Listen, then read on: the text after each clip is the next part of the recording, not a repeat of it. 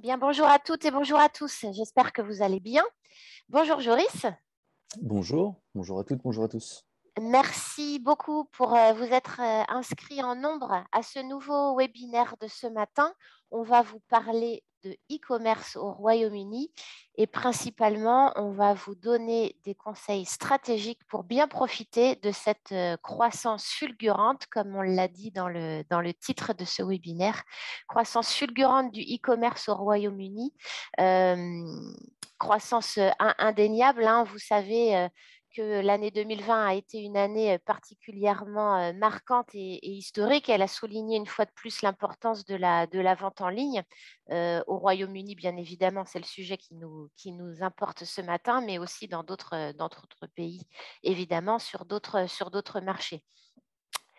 Il nous semblait important de traiter cette thématique ce matin parce qu'évidemment, qui dit profiter d'une croissance fulgurante du e-commerce dit savoir définir sa stratégie digitale. Vous allez voir, c'est tout l'exposé que Joris va nous faire ce matin. Il est évidemment prioritaire pour vous, entreprise, quel que soit votre secteur d'activité, de bien définir votre stratégie et d'en faire même une priorité.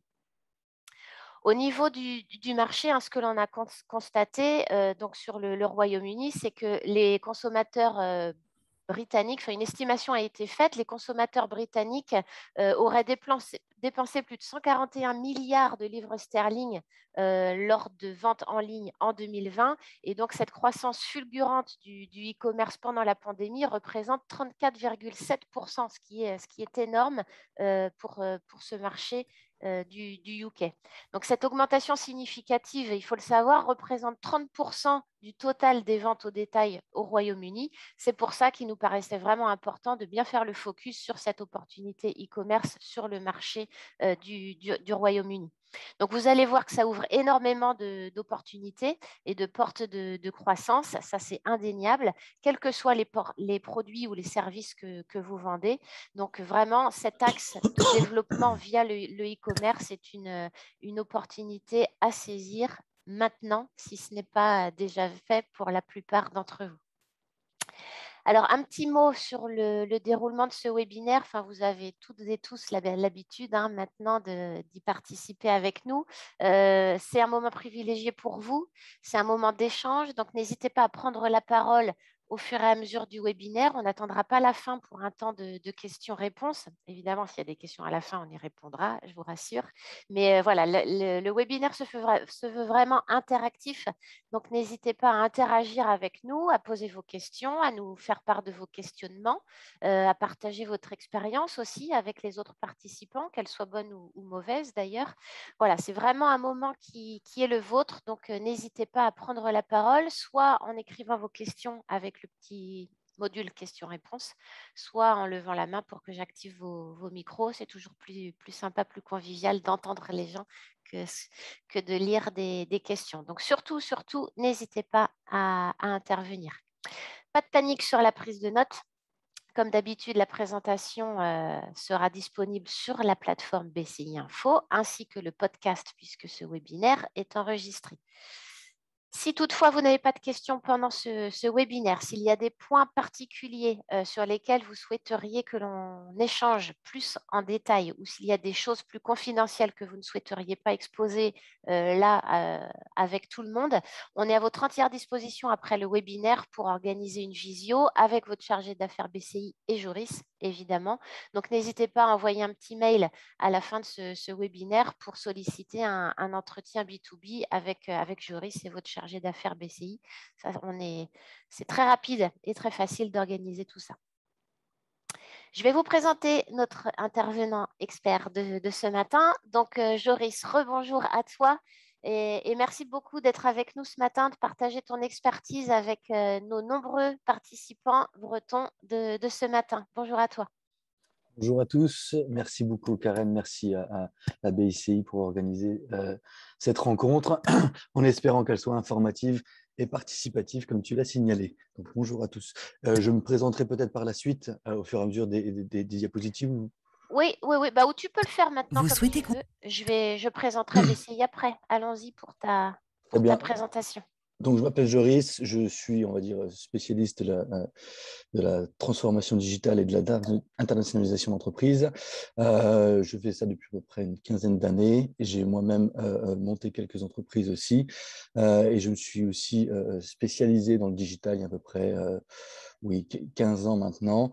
Et donc, en voyant l'économie digitale grandir au fur et à mesure des années, et aujourd'hui, qui est donc, je pense, à sa maturité principale, avec une phase qui va encore grandir globalement, mais bien sûr au niveau européen et bien entendu UK et le marché phare, on va dire, en Europe, qui mène un petit peu la barque de l'économie digitale et donc du e-commerce, qui est donc le sujet aujourd'hui.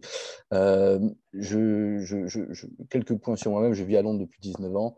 Je suis toujours curieux, toujours intéressé par les innovations et j'aime, on va dire, penser à entreprendre et mettre toujours le client au sein de chacune des choses que j'entreprends, soit en tant que conseil, soit en tant qu'entrepreneur. Donc, le client est clé et dans le e-commerce, et comme Amazon, notre ami Amazon l'a très bien signalé, mettez les clients au milieu de tout et après tout s'alignera dans l'entreprise. Donc, des piliers un petit peu du digital et des piliers un petit peu de la façon dont j'aime à considérer le digital.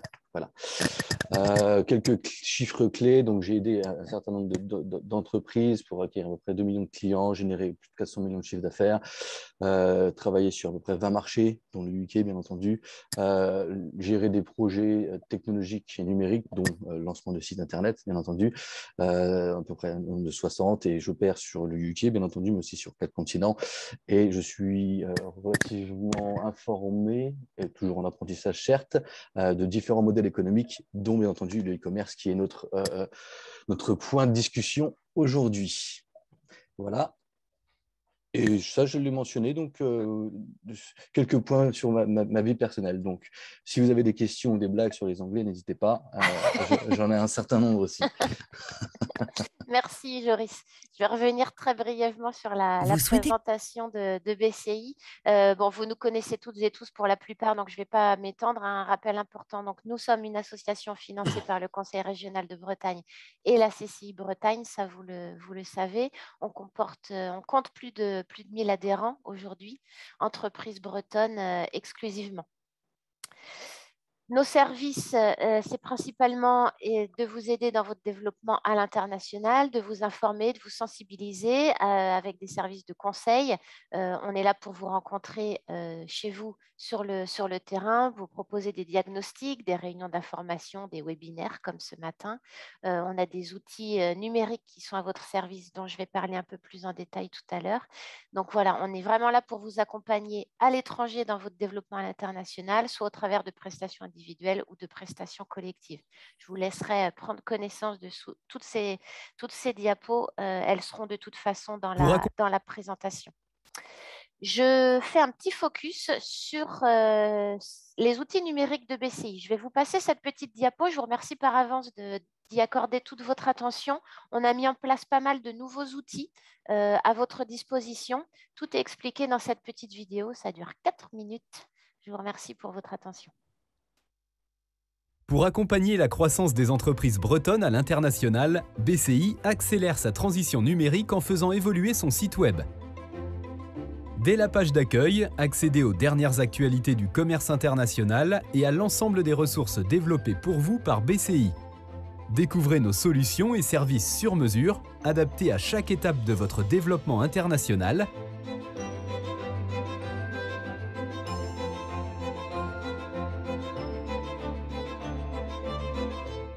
Parcourez l'agenda.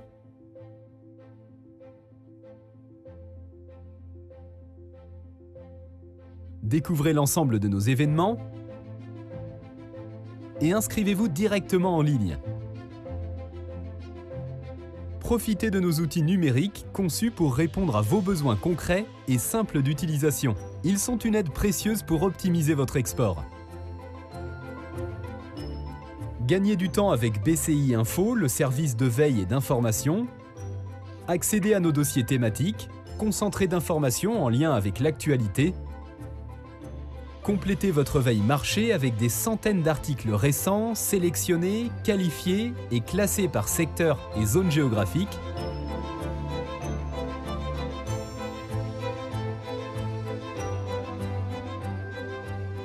Consultez l'information technique et réglementaire de référence, vérifiée et mise à jour en continu pour vos opérations export.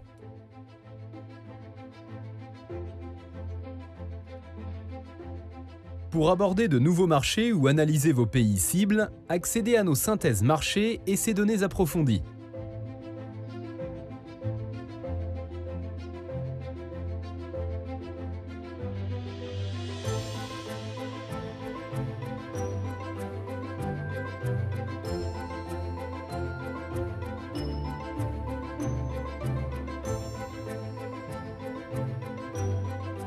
Alimentez votre ciblage et votre prospection en vous appuyant sur notre base de données d'entreprises et d'organismes étrangers.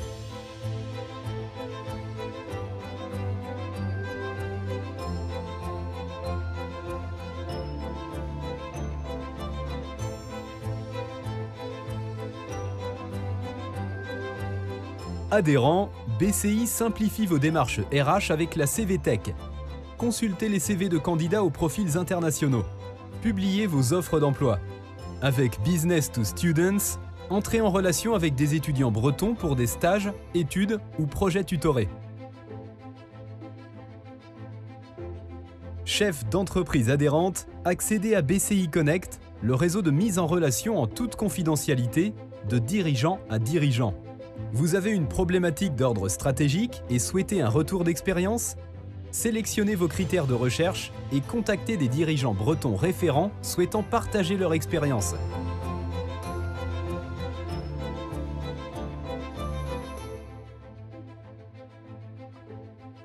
Votre entreprise est adhérente à BCI, créez votre espace personnel, retrouvez tous nos outils et pour faciliter vos recherches, créez vos alertes et ajoutez des articles en favoris.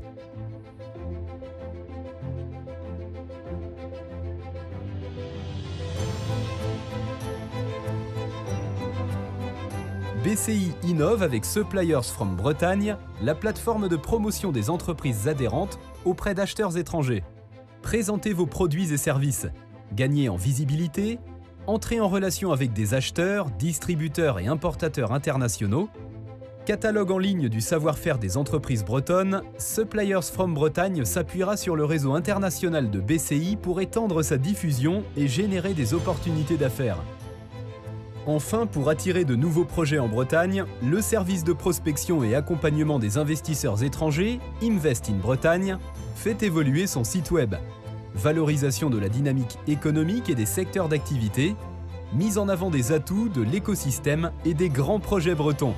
N'attendez plus, rendez-vous sur www.bretagnecommerceinternational.com et exportez.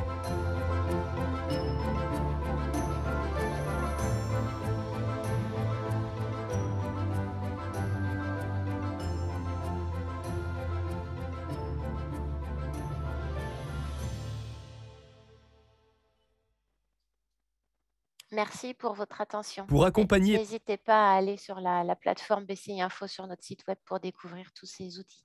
Dernier petit mot avant de te céder la parole, Joris. Un petit mot important, petit mais important à propos de l'Open de l'International.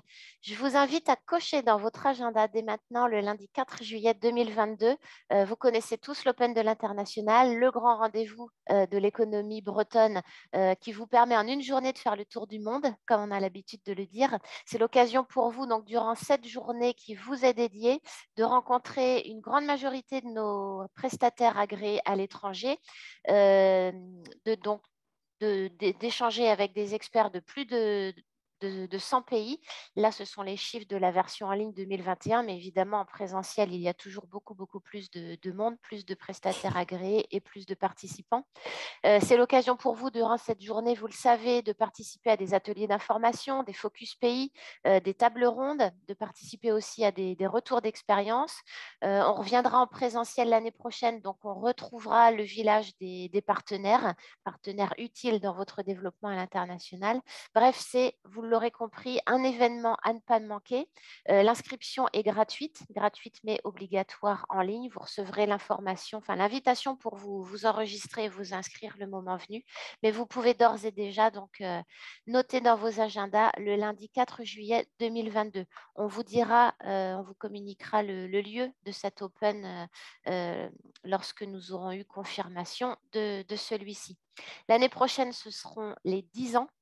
Donc, c'est vraiment une édition à ne pas manquer. Je vais te laisser la parole, Joris. On va rentrer dans le vif du sujet. Donc, comme dit précédemment, lors de ce webinaire, on va marquer quatre gros points. Tout d'abord, Joris va nous faire un état du marché du e-commerce au Royaume-Uni. Ensuite, il va nous parler des principaux acteurs clés, B2B, B2C. Il va nous décrire un peu qui sont les majors dans le e-commerce au UK. Ensuite, gros morceau important, la stratégie e-commerce, quelles sont les clés de réussite. Joris va dégrossir un peu tout ça et puis vous donner quelques clés d'entrée et conseils donc pour bien aborder votre développement e-commerce. Et puis un point essentiel aussi indispensable, l'impact Brexit donc sur ce marché du e-commerce. Encore une fois, n'hésitez pas à intervenir pendant le webinaire, à rebondir sur les propos de Joris et à poser toutes vos questions. Dernière petite chose, si tu me permets avant de te céder la parole, lorsque le webinaire va se terminer, lorsque vous allez vous déconnecter, vous allez tomber sur un petit questionnaire de 10 questions. Je vous promets, ça prend 1 minute pour y remplir. Je vous remercie chaleureusement par avance de prendre cette petite minute pour répondre aux 10 questions. C'est vraiment très important pour nous, mais aussi surtout pour Joris et pour nos intervenants en général. Donc, d'avoir votre retour, vos opinions, vos idées d'axes d'amélioration éventuellement, et puis aussi vos suggestions de prochaines thématiques que vous souhaiteriez que l'on aborde lors de prochaines réunions ou lors de prochains webinaires. Donc, par avance, merci beaucoup de prendre cette petite minute pour répondre aux questions. Voilà, j'ai terminé. Je te cède la parole. Je vais revenir au premier point qui nous intéresse. Et on va commencer par un petit jeu, par un petit sondage, si vous voulez bien. Je te laisse expliquer Bien sûr. la Merci chose, beaucoup. Joris. Merci beaucoup, Karen. Petit commentaire. Vous avez de la chance, les entreprises bretonnes, d'avoir la BCI. C'est vraiment une organisation fantastique en ayant travaillé avec eux. Bravo à eux. Donc, petit point, peut-être commençons par une interaction. Vous représentez votre entreprise aujourd'hui. Je me suis dit pourquoi pas mettre un petit questionnaire très rapide qui vous demande est-ce que votre entreprise investit dans le digital? Alors, je viens de lancer un petit sondage Zoom, normalement, que vous voyez apparaître sur vos écrans. J'espère que ça fonctionne bien. Donc, je vous invite à répondre. Voilà, ça marche super. Les gens commencent à répondre. Je vous invite à répondre tout simplement à cette question. Est-ce que votre entreprise investit dans son développement digital? Donc, vous avez 5 réponses au choix. Je vous laisse y répondre. Et puis, ça va nous permettre à Joris et à moi de voir un petit peu qui est mature, qui est en cours de transition pour ce passage au e-commerce, qui ne l'est pas du tout encore. Il n'y a pas de mauvaise réponse. Il n'y a pas de mauvaise réponse, effectivement.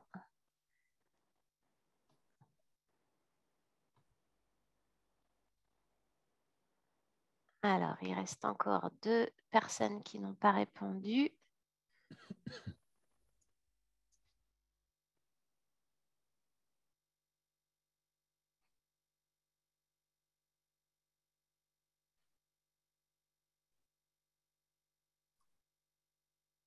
Alors, est-ce que tout le monde a bien répondu? Je vois qu'il reste quelques gens.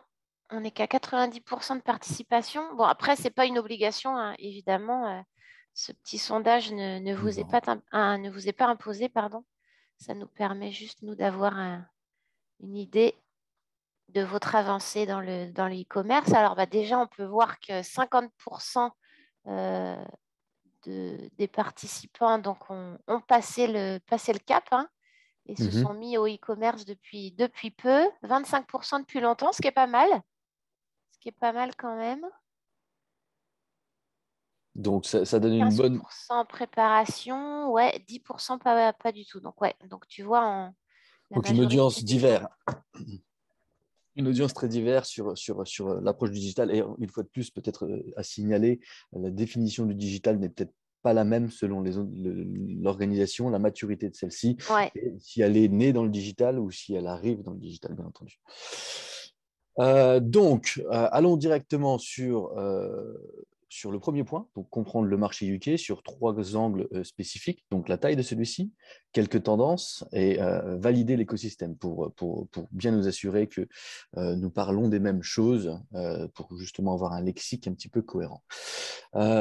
Donc sur cette taille de marché, donc si on rentre, je vous ouvre un petit peu les portes rapidement de cette économie digitale par le e-commerce sur le Royaume-Uni, en prenant la vente de détail, qui est donc un marché, comme l'a signalé tout à l'heure Karen, donc que j'ai traduit en euros cette fois-ci, 167 milliards d'euros, qui a donc été largement bousculé positivement de 19% pendant le Covid, d'accord. Donc ça a quand même pris un grand rebond, bien que c'était déjà très embarqué. Le Covid a activé, a ouvert toutes ses portes avec un grand coup de pied, j'ai envie de dire, pour faire tout ça. En petite comparaison, si on prend la France, donc sur cette même année, on est à 112 milliards, donc qui est quand même un différentiel de, si mes maths ne sont pas trop mauvaises, 57 milliards. Donc, une grande différence quand même si on prend des pourcentages sur ces deux marchés. Si on va donc sur le côté droite de cette diapositive, on voit donc la tendance, donc cette ligne rouge. D'accord. Donc, une grosse augmentation pendant 2019-2020, avec une rechute en 2021, ce qui est normal vu qu'il y a une grosse augmentation, mais tout de même une stabilisation sur cette ligne bleue cette fois-ci, qui représente environ, donc toutes les ventes d'e-commerce représentent presque, je dis bien presque, donc 28-29% de retail total. Donc, ce qui est tout de même donc un tiers de l'économie de détail est maintenant basé sur l'e-commerce. Si on va sur la slide d'après, oui, si tu veux bien. Donc, 2 tiers des acheteurs britanniques ont déclaré qu'ils aient passé un achat en ligne pendant la pandémie. C'est énorme. Donc, il y avait une grande différenciation sur les générations, sur l'approche de la consommation en magasin et hors. Donc là, ça a vraiment bousculé les choses, soit pour les premiers achats, soit pour des achats beaucoup plus réguliers. Donc, un point aussi clé, le M-commerce, donc la transaction sur téléphone portable, représente tout de même 55,9 milliards.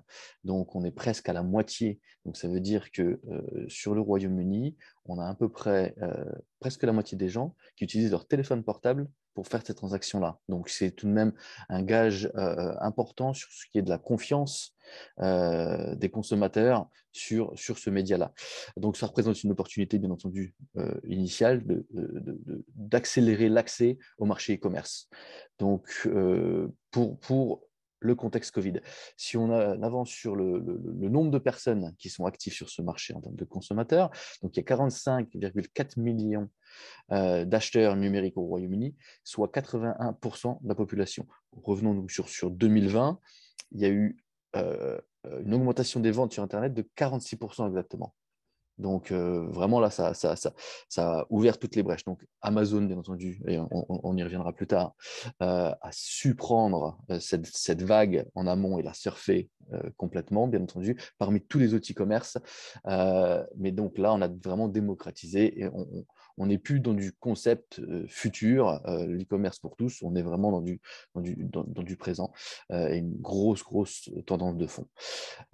Prochaine slide, Karen, s'il te plaît. Donc, si on ramène un petit peu ces grosses tendances-là sur des catégories de produits, donc chaque entreprise, j'imagine, qui nous écoute, ont leurs catégories. Certains sont sur multiples catégories, certaines sont sur certaines catégories. On peut voir donc que un certain nombre de catégories, à peu près une vingtaine,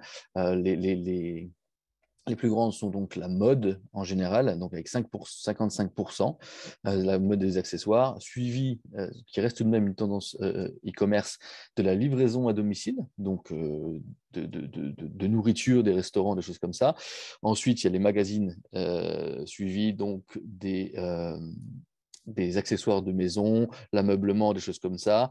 Ensuite, nous avons les jouets pour enfants, suivi de la cosmétique. Je sais qu'il y a un certain nombre de sociétés qui font partie de BCI qui représentent un petit peu toutes ces catégories-là. Donc voilà. Donc la mode est le grand leader sur le e-commerce. Suivant, donc pour ce qui est de l'écosystème, donc j'appelle ça un écosystème, c'est un peu une vue d'ensemble. De quoi on parle quand on parle d'e-commerce? On parle de différentes catégories de sites Internet. Donc, j'ai essayé de les énumérer ici en plusieurs points. Le premier point, ça serait donc un site e-commerce direct to consumer, aussi appelé digital native brand. Alors, qu'est-ce que c'est? Ça peut être une marque qui s'est lancée juste sur Internet. Ça peut être une parmi vous. Par exemple, Apple.com est une marque direct to consumer. Les gens viennent directement acheter leurs produits Apple sur le site Apple. C'est un D2C. Suivi donc de sites e-commerce généralistes ou sectoriels, donc aussi appelé un retailer. Je présume qu'il y a beaucoup de gens qui le savent déjà, je voulais juste recontextualiser, j'espère que ça correspond à vos attentes. Par exemple, en France, généraliste, ça va être un site comme Leclerc, ou ça va être des sites comme Auchan, des choses comme ça. Un marchand multicanal, donc des grandes enseignes sectorielles, Bricorama en est un, par exemple, en France, et je vais vous donner des exemples sur le UK, bien entendu. Ensuite, nous avons des sites e-commerce sectoriels en B2B. Donc là, je n'ai pas de référence en France, mais je vous en donnerai pour le UK, bien entendu. Donc ça sera vraiment que du B2B, donc rien à voir avec les clients finaux, les consommateurs. Et ensuite, nous avons des online marketplaces, donc les places de marché en français. Donc là, on est dans du B2B2C. Donc la marketplace a des accords commerciaux avec des entreprises qui ont aussi des clients consommateurs. Alors, le leader en France, c'est Amazon, bien entendu, suivi de Cdiscount dans cette optique de modèle économique. Ensuite, nous avons donc les e-commerce outlets ou détaillants prix réduit. Alors, Groupon en est un exemple, vente privée en est un autre. Ce sont aussi des moyens de distribution. Alors, certains utilisent ça pour, par exemple, libérer du stock qu'ils ont déjà dans leurs produits à des coûts plus réduits. Il est important de signaler tout de même que certains acteurs sont actifs sur certains de ces canaux dans l'économie, dans l'e-commerce, et que les investissements ont été grandissants, non seulement en 2020, mais aussi bien avant, et que donc cet écosystème est vraiment en train de rentrer en maturité. Un point que je voulais aussi signaler, c'est qu'il est maintenant de plus en plus flou de faire la différence entre le B2B et le B2C. Donc les lignes sont en train de se flouter, ce qui veut donc dire que l'expérience client, nos attentes à nous en tant que clients, consommateurs, mais aussi en tant que professionnels, sont en train d'être uniformisées, j'ai envie de dire. Donc, les attentes des clients en B2B, B2C deviennent un petit peu plus uniformisées, ce qui n'était pas vraiment le cas. Et donc là, on arrive vraiment à ce point où la numérisation est un petit peu 360 maintenant. On est des clients B2B, B2C partout dans le monde. C'est à peu près ça l'idée. Si on continue sur la slide d'après, donc je vais j'essaie de vous amener quelques acteurs clés. Il y en a un certain nombre. Il y a plusieurs milliers de sites internet e-commerce au Royaume-Uni. J'ai essayé donc de focaliser sur les grands sites e-commerce, les marketplaces, donc B2B, 2C, et les marketplaces B2B, une fois de plus, sur un point de vue catégorie secteur. Alors, Karen, te plaît. Donc, si on prend les 25 plus gros sites en e-commerce, avec des méthodologies de trafic, de volume de vente, entre autres, il y a un rapport qui est donc Internet Retailing UK Top 500, qui est donc une référence européenne, mais aussi, bien entendu, sur le UK, qui fait la référence de ces sites-là. Donc, si on prend les 10 premiers, on a bien entendu Amazon, qui opère en tant que marketplace et direct to consumer, avec une certaine catégorie de produits. On a Argos, On a H&M, qui est donc une marque spécifiquement, mais qui attire beaucoup, beaucoup de gens. John Lewis, qui est donc un department store, comme on dit, qui est donc l'équivalent des peut-être des Galeries Lafayette en beaucoup plus grand. On a New Look, qui est dans la mode aussi. On a Sainsbury, qui est donc une hypermarché. On a American Golf. On a Ann Summer, qui est donc vêtements pour femmes. On a AO.com, qui est donc d'électroménager, et on y reviendra un petit peu plus tard, et B&Q, qui est donc en bricolage. Les suivants, donc on a Boots, PC Words, Debenhams, on a des choses pour le sport, les vélos, donc suivi de Marks & Spencer, Mothercare, donc tout vraiment divers. Donc tous ces sites-là représentent plusieurs milliards de chiffres d'affaires. On va donc sur la suite. Un petit point que je voulais mettre en avant ici, c'est que si on s'attaque à ce genre de sites-là, donc ces grandes enseignes qui voudraient faire un partenariat avec eux, il est important d'investir dans la relation commerciale et pour assurer qu'ils ont donc les acheteurs trouvent un intérêt à certains des produits, qui soient soit pour diversifier leur catalogue, soit pour justement amener une offre vraiment distincte à leurs clients. Donc, un investissement important sur ces gros sites. Si on continue sur la slide d'après, Karen. Alors, avant de passer à la slide d'après, je te fais part d'une remarque de l'un de nos participants qui s'étonne dans le top 10 de ne pas voir Tesco ou Asda ou Sainsbury. Alors, Sainsbury y est, en revanche, mais ouais.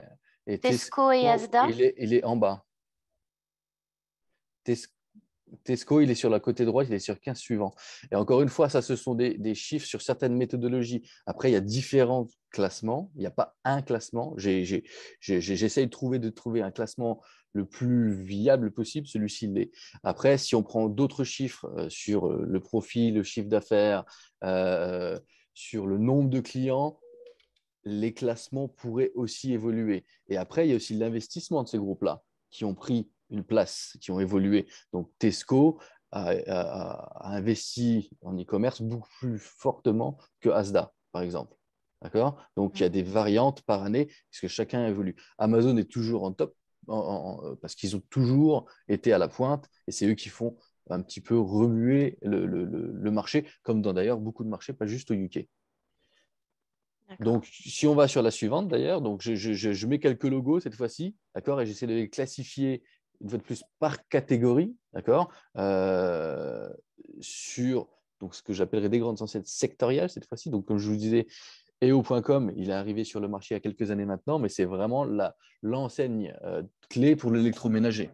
D'accord, ils réinventent. En plus, ils innovent énormément sur la livraison un petit peu partout, plus le niveau de service, les installations, des choses comme ça. Après, il y a des groupes comme The Very Group, qui est donc la mode et la maison, et ils ont des sites comme very.co.uk, qui ont, eux, initié dans les vouchers, donc des réductions qui sont maintenant plus rétablies sur du plein tarif, et ils ont vraiment consolidé leur espace. Et ça, ce sont par exemple des acteurs, les trois que vous voyez là, AO, Very Group, Buy Direct, ce sont des e-tailers, juste des e-tailers.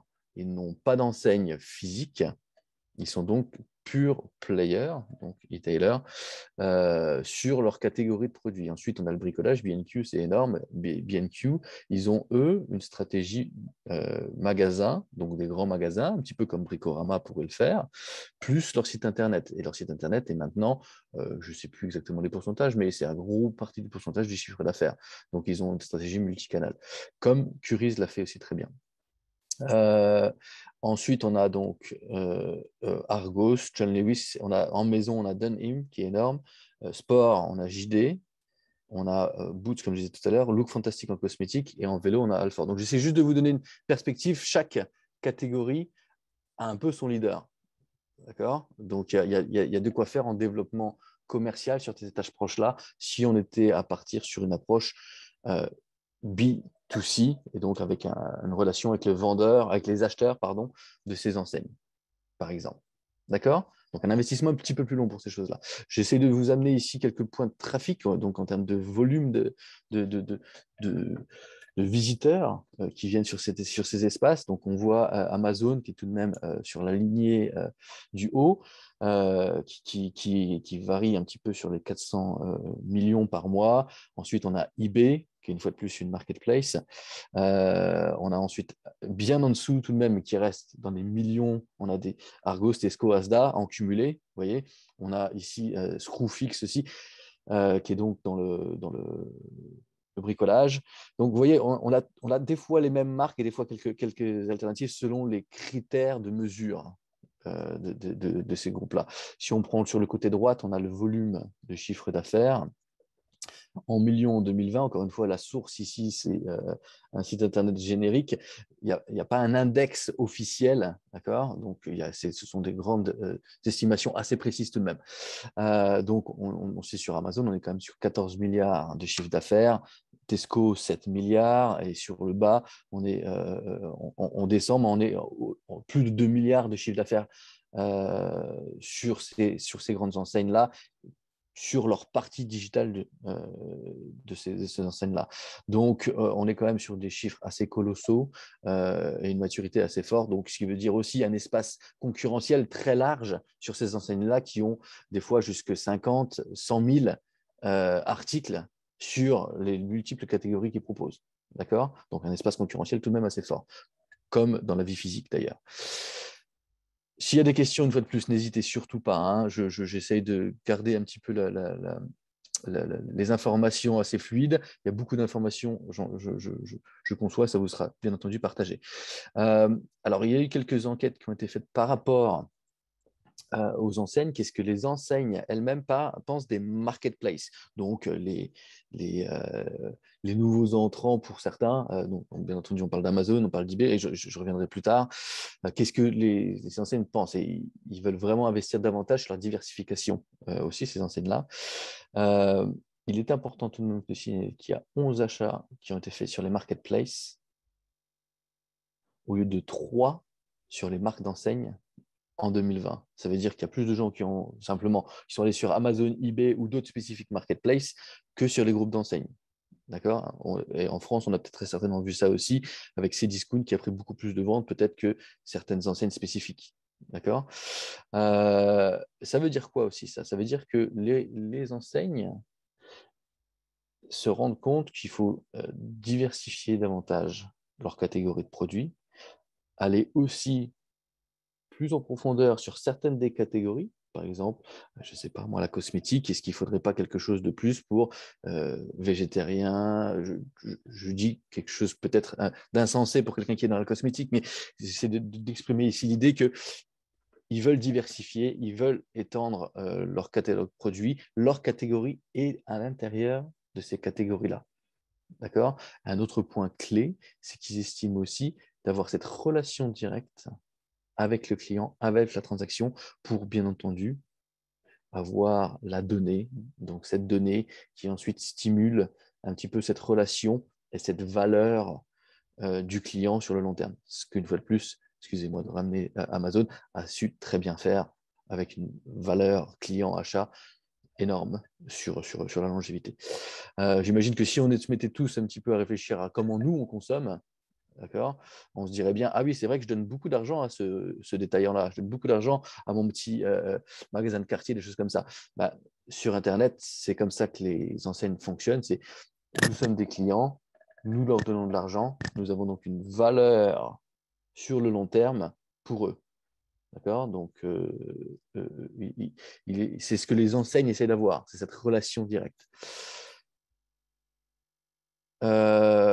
On a une remarque, Joris, de Catel, qui est notre chargé d'affaires, entre autres biens de conso. Bien et sûr. santé et cosmétique. Donc, bonjour Joris, dit-elle. Peut-être serait-il intéressant de préciser la croissance de marques étrangères sur ces plateformes UK. Est-ce que tu as cette info? Alors, cette info, elle est très diverse selon les catégories de produits. Je sais que en ayant travaillé avec des gros retailers, il y a certaines stratégies qui vont dire il nous faut des marques autres de certains pays, mais il y a certaines enseignes qui vont décider d'avoir une sécurité des marques et selon la taille de la marque, si cette marque investit, si elle a quelque chose un petit peu de différent, d'unique et qui répond à leurs besoins, à leur audience, oui, ils vont aller chercher. Donc, il y a tout de même toujours une opportunité commerciale à échanger. Il y a certaines enseignes qui en ont fait d'ailleurs, et on y reviendra un petit peu sur les marketplaces, leur proposition de valeur d'aller chercher toutes ces marques-là pour justement aller trouver les choses que les grandes enseignes n'ont pas. D'accord? Donc, ça fait partie, et on en parlera un petit peu tout à l'heure, sur l'approche stratégique. Si la marque que l'on représente est très connue et qu'elle n'est pas encore sur ce marché-là, et que le marché, on va dire, l'attend avec un investissement euh, qui va supporter son entrée sur le marché, les grandes enseignes vont se l'arracher, bien entendu. Mais s'il faut développer cette marque-là, il faut faire ce travail de fond, à moins qu'il y ait vraiment un positionnement unique sur ce produit. Et donc, chaque cas est particulier. En gros, c'est ça que je suis en train d'expliquer. Donc, c'est très divers et il y a différentes stratégies d'achat. Donc, oui, il y a des opportunités, j'ai envie de dire, derrière toutes les portes. Faut-il savoir ce qu'il y a derrière cette porte? Merci, Joris. On peut continuer. Est-ce qu'il y a d'autres questions? N'hésitez surtout pas, hein. On est là pour ça. Je ne vois pas d'autres questions Eh pour bien, l'instant. Donc, je te propose de poursuivre. on Mais voilà, continue. encore une fois, n'hésitez pas à intervenir si besoin. Alors, j'ai parlé un petit peu des places de marché, donc les marketplaces, hein, donc le B2B2C. Une fois de plus, hein, c'est vraiment ce qui prend le plus de place en ce moment. Donc, bien entendu, Amazon, mais aussi eBay, qui ont quand même atteint 30 milliards de chiffre d'affaires en 2019, et avec une prévision d'à peu près de 15 milliards sur les 5 prochaines années à venir. Euh, alors qu'avant, je ne sais pas si vous êtes consommateur, des fois que vous allez peut-être sur Internet, peut-être vous utilisez des moteurs de recherche comme Bing, Google ou autres. Il y a une époque, les gens cherchaient un produit en allant sur Google, ce qui est encore le cas, indéniable. Cependant, l'entrée de la transaction e-commerce a largement bifurqué sur Amazon. Donc, il y a beaucoup de gens, je vais le dire, j'en fais partie, je vais chercher mes produits non plus sur Google, mais directement sur Amazon. Donc, mon point d'entrée de mon intention d'achat est déjà sur Amazon. Donc, c'est quand même une tendance de fond où ils ont réussi à absorber l'intention d'achat. Donc, on est vraiment dans du changement comportemental, hein, ce qui justifie un petit peu ces chiffres colossaux. L'e-commerce B2B est lui aussi en marche. Et du coup, on se rend compte, et Gartner, qui est donc un petit peu un emblème de l'intelligence sur ce qui est les technologies, suggère qu'il y aurait donc 80% des interactions de vente en B2B qui seront faites entre les fournisseurs et les acheteurs d'ici 2025. Une fois de plus, on s'assoit, on réfléchit, on se dit, mais fais partie de ces gens-là des fois, effectivement. Cette interaction B2B numérique m'intéresse. Donc, il y a vraiment une tendance de fond ici. Donc, le B2B a un alignement avec les comportements du B2C aussi. Un autre point que je voulais souligner, tout de même, c'est sur le côté cross-border, et ça répond peut-être indirectement aussi à la nuance que Catel a signalée, que les Anglais achètent effectivement sur des enseignes UK, d'accord, mais il y a aussi d'autres acheteurs, donc 27%, qui achètent sur d'autres pays.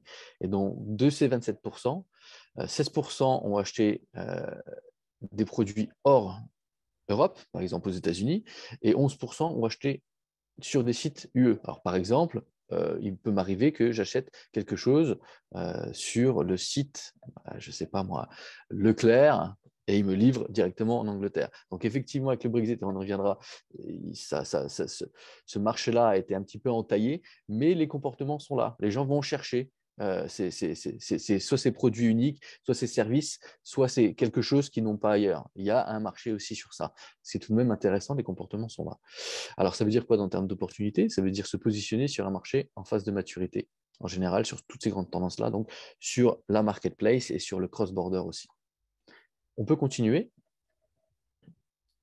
Alors, je reviens un petit peu sur cet espace marketplace cette fois-ci. Donc, Il y a Oui, une question, Joris, excuse-moi, je te coupe avant que tu amorces là sur cette nouvelle diapo. Question de Guy. Y a-t-il de la place pour d'autres marketplaces et à destination, par exemple, des commerçants et des petites structures, par exemple? il y a toujours de la place. Alors, c'est l'avantage de l'économie libérale. Il y a de la place. La question, c'est sur quelle proposition de valeur et peut-être quelle niche. Donc, on parle ici du segment destination des petits commerçants. Et il y en a une, je le signalerai tout à l'heure, sur la décoration intérieure qui s'appelle Trouva, d'ailleurs, qui est d'ailleurs ici, qui fait ça assez bien. Donc oui, il y a de la place, mais il y a aussi de la concurrence.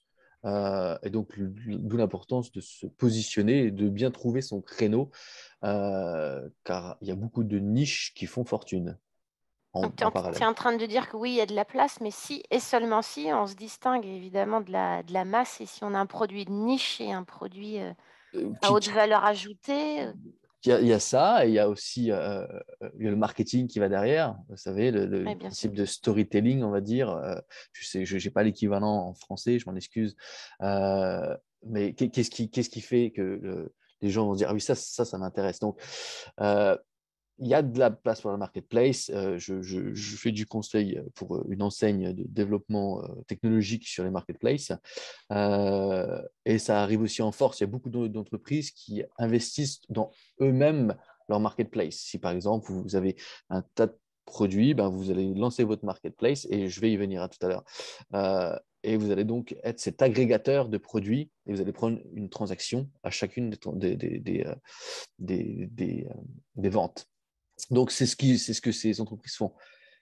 Est-ce que les consommateurs favorisent le Made in Britain, par exemple? Très bonne question. Alors, oui, je sais pas, c'est peut-être purement mon opinion, donc je prenais ce que je vais dire avec des pincettes. Il y a forcément une volonté politique de mettre le Made in Britain en avant. Euh, Est-ce que ça se ressent dans l'approche des consommateurs?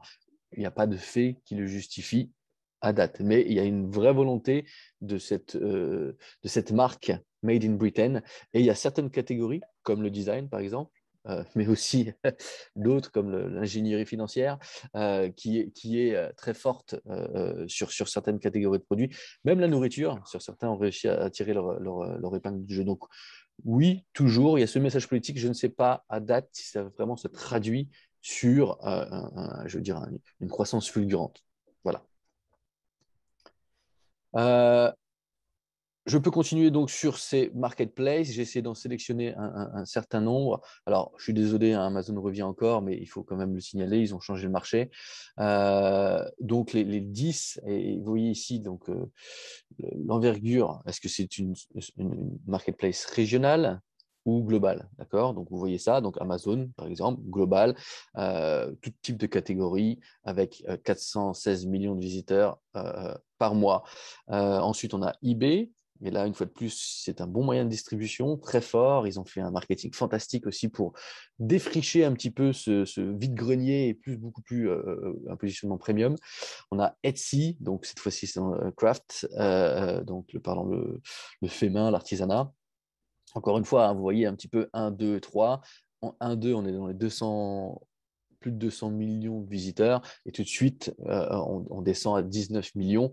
Donc, on est quand même pas dans la même cour, bien que ça reste des chiffres énormes sur tout ce classement.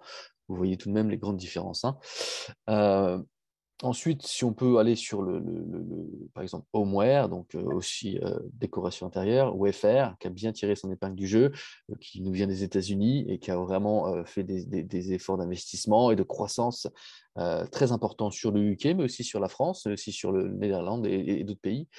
Not on the High Street, donc là on est sur du pur UK, encore une fois c'est sur d'artisanat.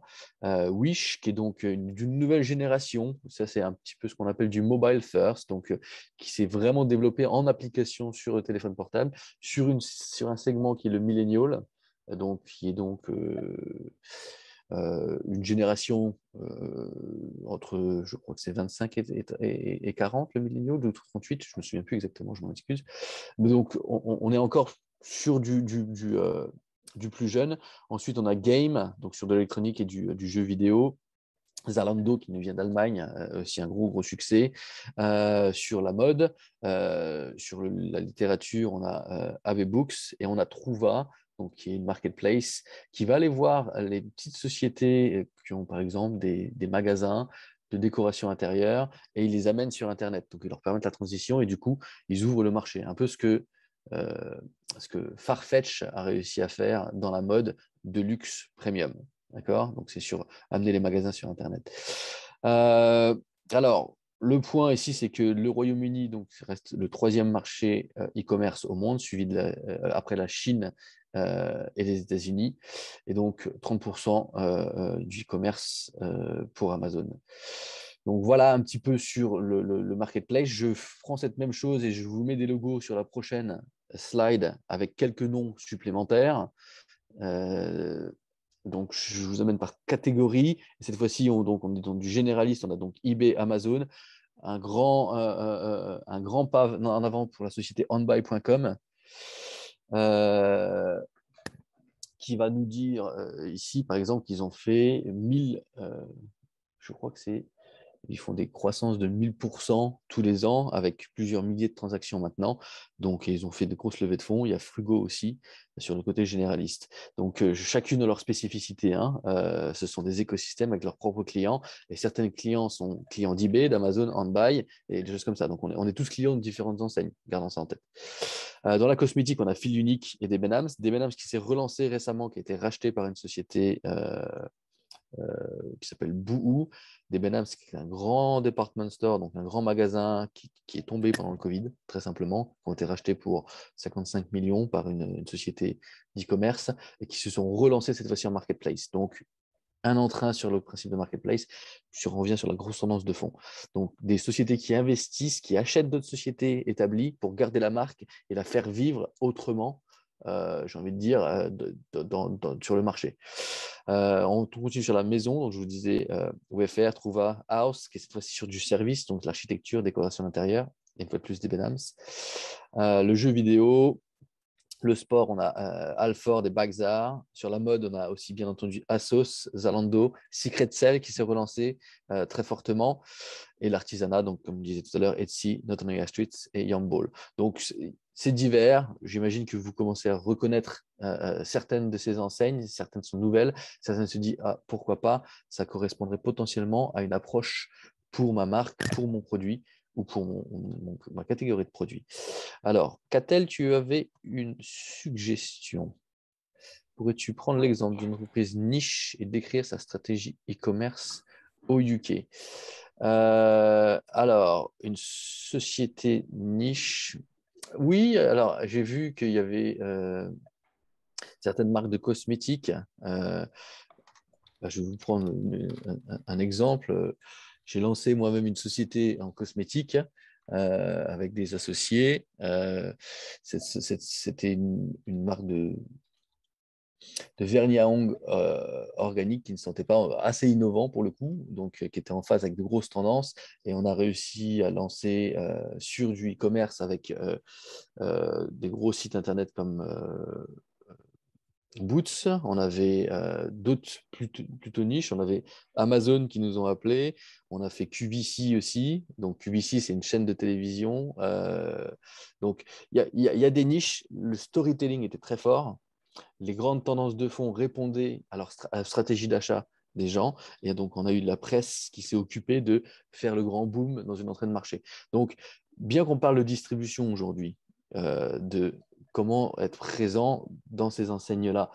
Il y a aussi cette approche de cette stratégie, comment rentrer sur le marché. Certains d'entre vous font très certainement un travail formidable dans cet entrain, mais il y a aussi ça. Donc, comment se mettre à la place de l'acheteur, comment se mettre à la place de la presse qui va faire en sorte que les consommateurs veulent surfer sur votre produit.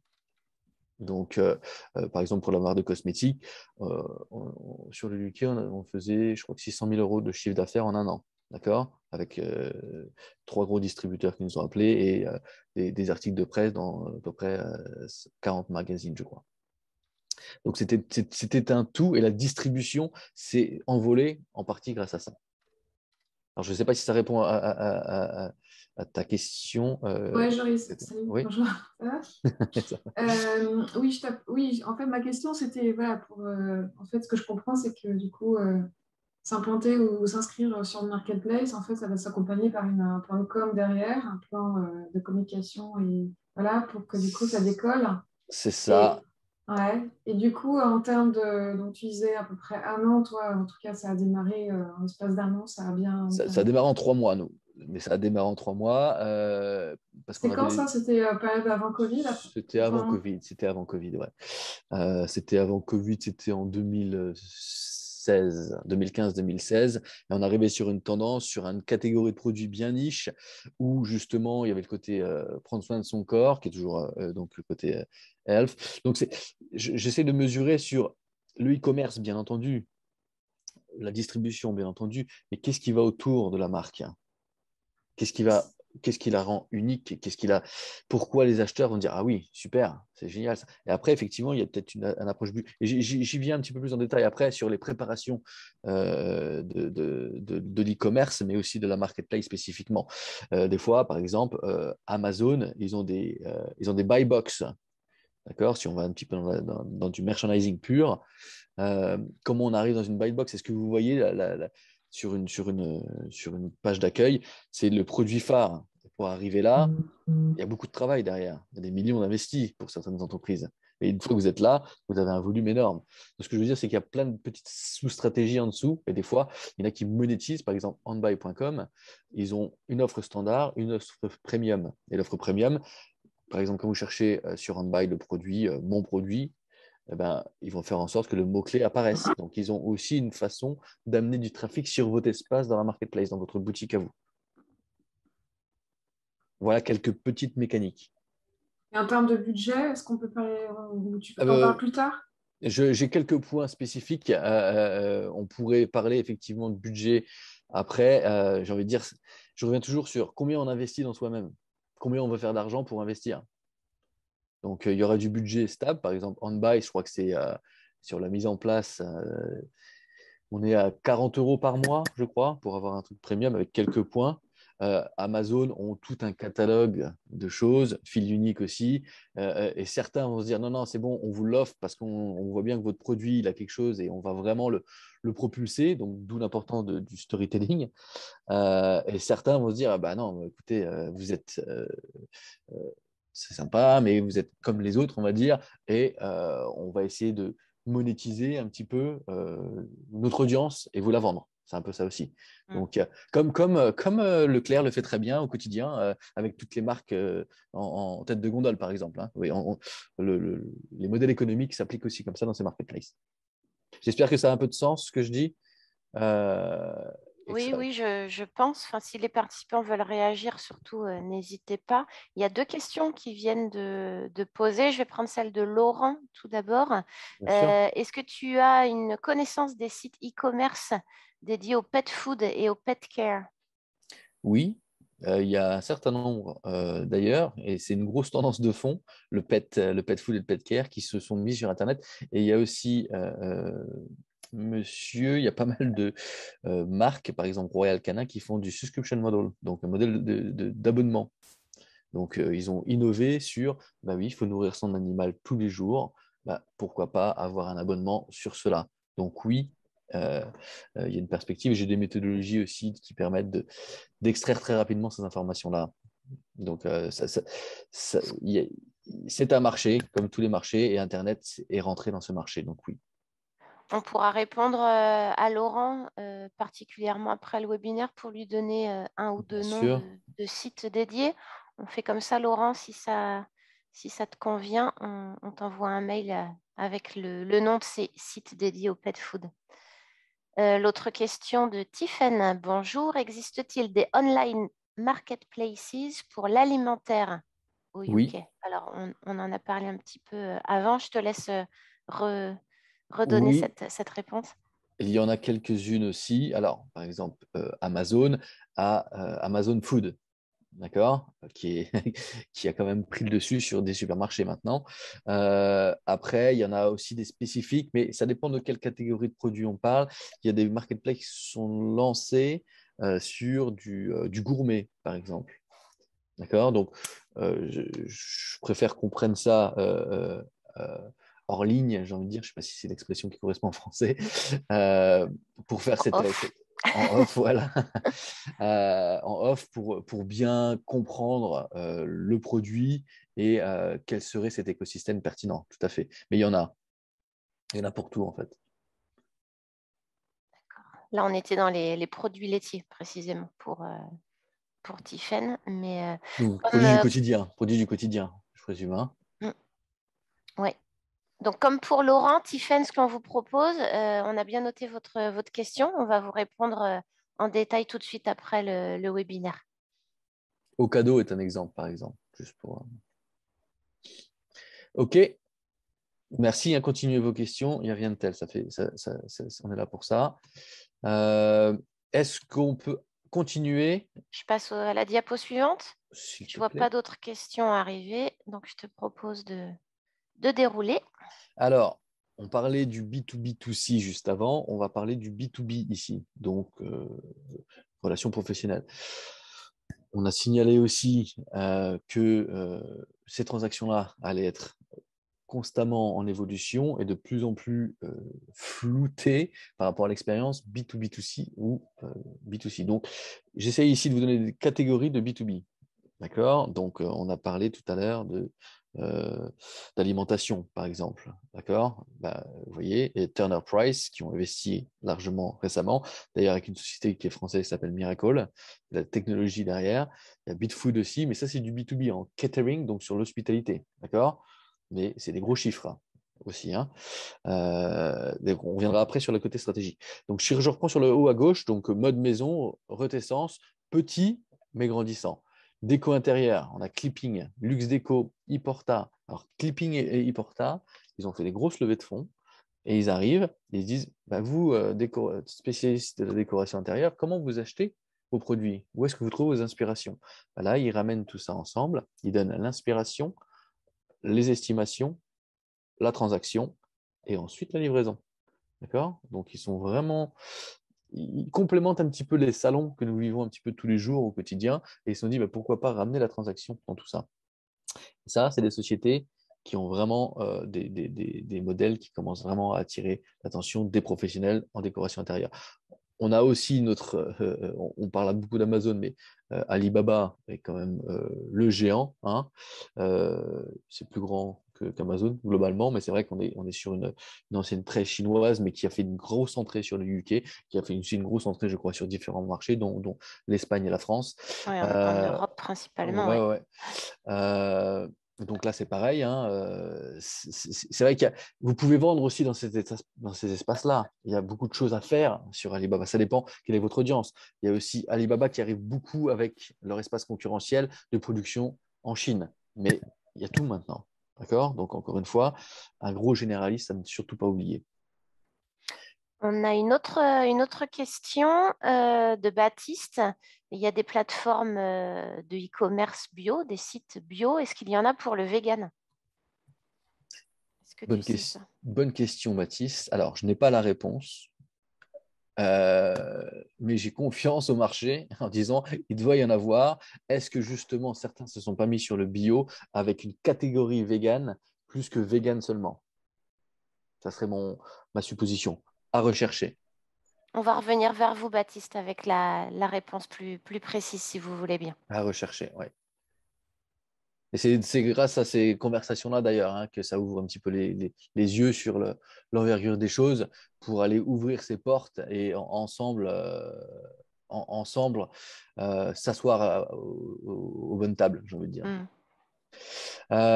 Si je vous mets un petit peu sur l'étape du dessous, donc viande, poisson, Mitex, gros leader, hein, produits bio, bio-linked, Foodusser. Et encore une fois, tous ne sont pas UK only. Hein. Tous ont déjà un impact soit global, soit européen, soit qui nous viennent des États-Unis des fois et qui ouvrent un petit peu le marché UK. Donc, et c'est un petit peu l'inconvénient et c'est un petit peu une conclusion qu'il faudra garder en tête. Le digital retire les frontières. Oui, bien sûr. C'est tout de même un fait. Certes, des marchés clés segmentés sur nos frontières, mais c'est très cross-border tout de même. Le vin, Vinex, alimentation, comme je disais, Turner Price et Bitfood. Donc, une première approche. Il y en a d'autres, il y en a plus. Cette envergure peut grandir. Alors, Josiane. Ouais. Je te laisse lire la question à haute voix si tu veux. Bien sûr. Merci Josiane pour cette question. Vente de services via le e-commerce. Y a-t-il des sites spécifiques pour proposer des formations à distance aux salariés des entreprises en UK? Oui. Alors, il y en a. Il y a des sites de formation spécifiques. Donc, sur le service, il y en a un certain nombre. Premièrement, LinkedIn Learning, Coursera, Udemy. Voilà. On est dans la formation, dans du... Oui, c'est vraiment les universités mondiales maintenant. D'accord.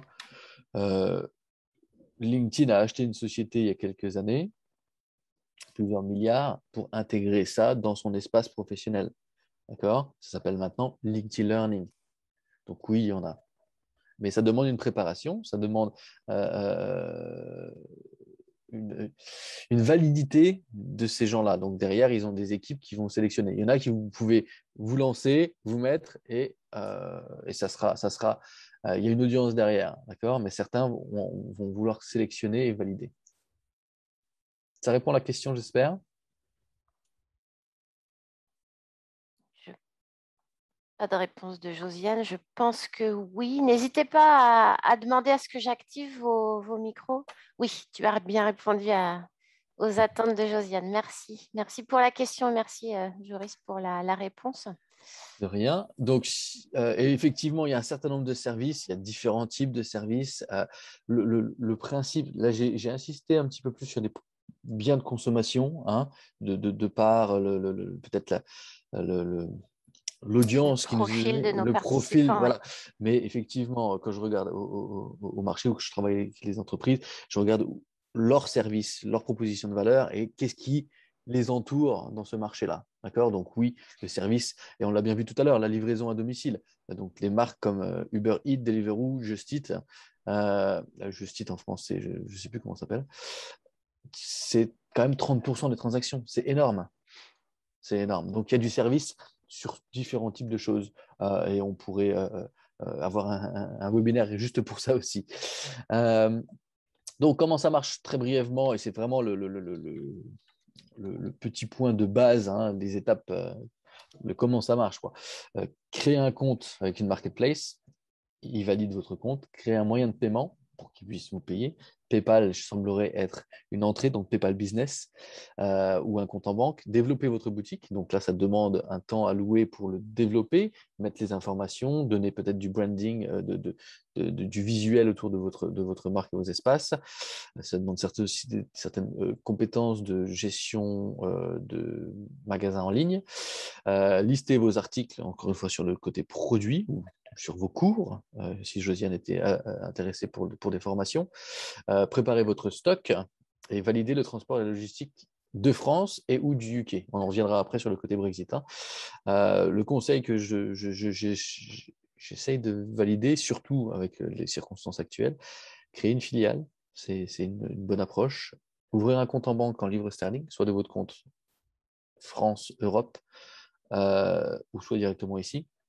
S'enregistrer auprès de HMRC, donc le centre des impôts, valider un numéro de TVA local. Et je crois que c'était quelqu'un qui le signalait tout à l'heure, être sur une marketplace, ça ne garantit pas forcément des ventes. C'est l'étape du début. Donc, on commence vraiment. C'est comme avoir un site internet, et je signalais tout à l'heure, ça ne justifie pas faire de l'argent.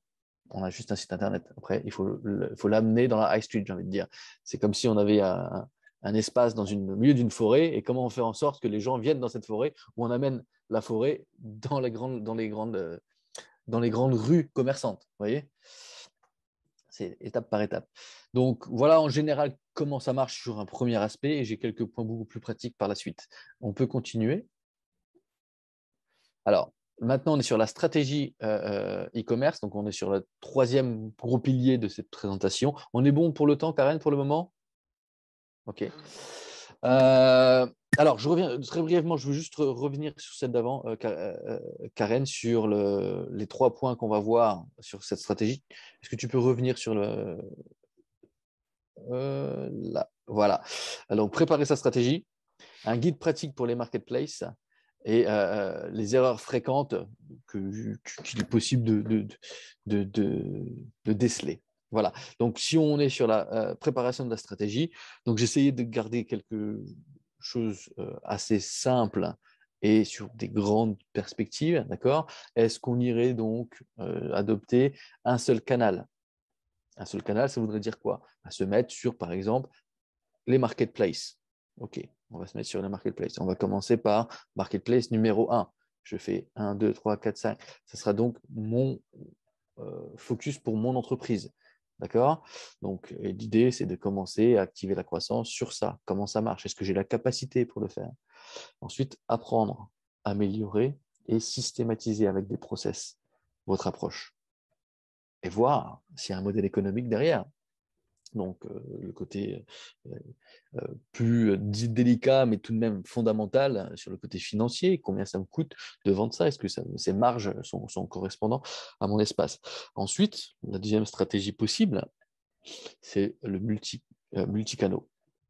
Donc, ce qui demande un investissement un petit peu plus important. Ça demande d'activer un réseau divers et un petit peu plus complexe, donc différents points de contact ou des fois différents niveaux de spécificité. Par exemple, si vous prenez non pas une, mais 2 marketplaces en B2B2C, plus une marketplace en B2B, plus une grande enseigne. Donc, ça ferait quand même un certain nombre de points de contact possibles pour développer, activer ce réseau et le gérer. D'accord? Ça ne fait pas peur du tout, hein, c'est juste que c'est une réalité, une capacité humaine ensuite à gérer tout ceci.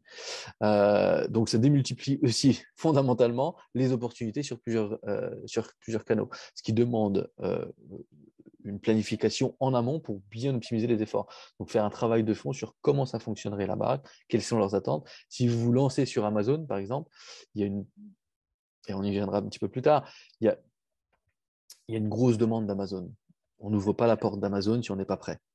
Parce que sinon, elle se referme très brusquement.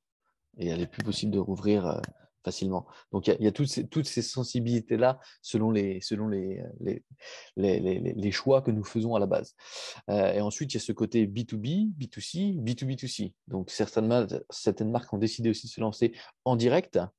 D'accord? Il y a certaines marques qui ont fait ça très bien, donc des direct-to-consumer ou des digital native brands. Par exemple, Allbirds, je ne sais pas si quelqu'un connaît cette marque Allbirds, c'est une marque de chaussures très classique.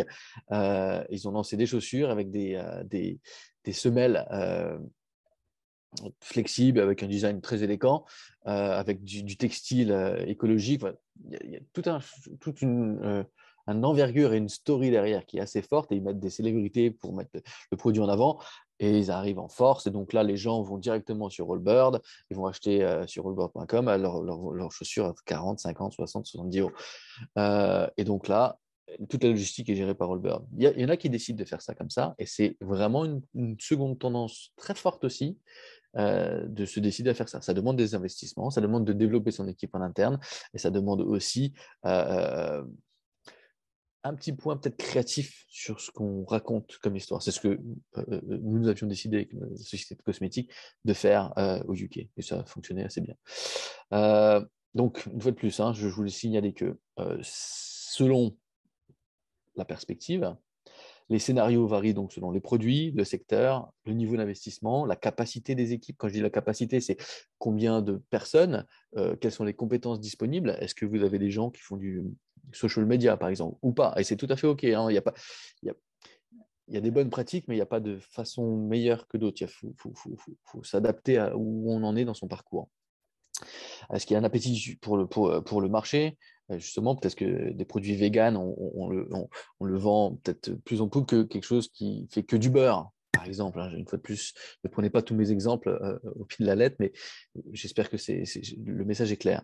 Vos objectifs de croissance sont importants et vos priorités stratégiques. Si vous décidez de vous lancer sur un canal ou multicanaux, est-ce que vous avez d'autres projets? Par exemple, je ne sais pas moi, vous avez d'autres projets stratégiques d'investir dans autre chose et qui prendraient des capacités humaines ou capacités de temps ou d'investissement hors de votre lancement. Donc, dans la stratégie, il est important de garder en tête qu'il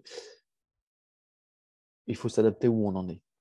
Il faut avoir des ambitions, je pense, dans cette stratégie, mais commencer où on peut vraiment avoir de l'attraction de marché. Si on va sur le prochain slide, Karen.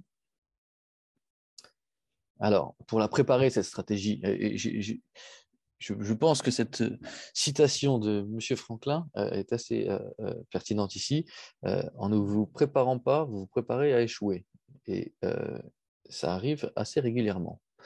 Donc, profitez des opportunités du e-commerce. C'est ce que j'essaie de vous communiquer ici pour préparer votre stratégie. D'accord? Donc, j'ai vu tout à l'heure multicanaux, ce canal simple avec B2B, B2B, B2C. Maintenant, on va essayer d'aller un petit peu sur des points clés spécifiques qui, j'espère, aideront sur la réflexion, mais aussi sur le dialogue dans vos organisations.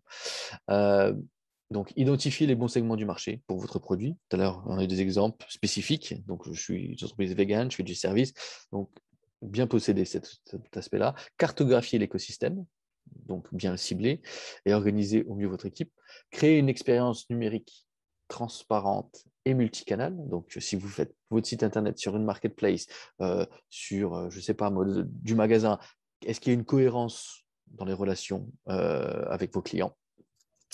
Tirer parti d'une solution logistique transfrontalière innovante. Donc, si vous prenez un transporteur local qui n'est pas forcément au courant de toutes les réglementations, qui coûte peut-être plus cher que la moyenne, mais il est local, donc il est très bien, et que c'est, je ne sais pas, le copain d'un copain, c'est pas pareil que si vous travaillez avec une société qui a déjà fait tout ce travail en amont et livre les clients partout en Europe avec un message envoyé dès que le produit va arriver chez les gens. Vous voyez ce que je veux dire? Donc, savoir le côté logistique est fondamental dans l'e-commerce parce qu'on va livrer directement à des clients. Préparez votre stratégie de prix. Effectivement, on parlait, est-ce que vous vendez à tel prix dans un marché, tapez dans un autre? Est-ce que vous êtes en B2B ou en B2C? Est-ce qu'il y a différents coûts qui vont s'ajouter? Et on va le voir avec le Brexit. Il y a des coûts qui vont s'ajouter. Donc, préparez bien ces stratégies de prix-là pour essayer d'avoir la marge à extraire selon le canal de distribution. Donc, pas avoir de mauvaises surprises à la fin de votre année financière.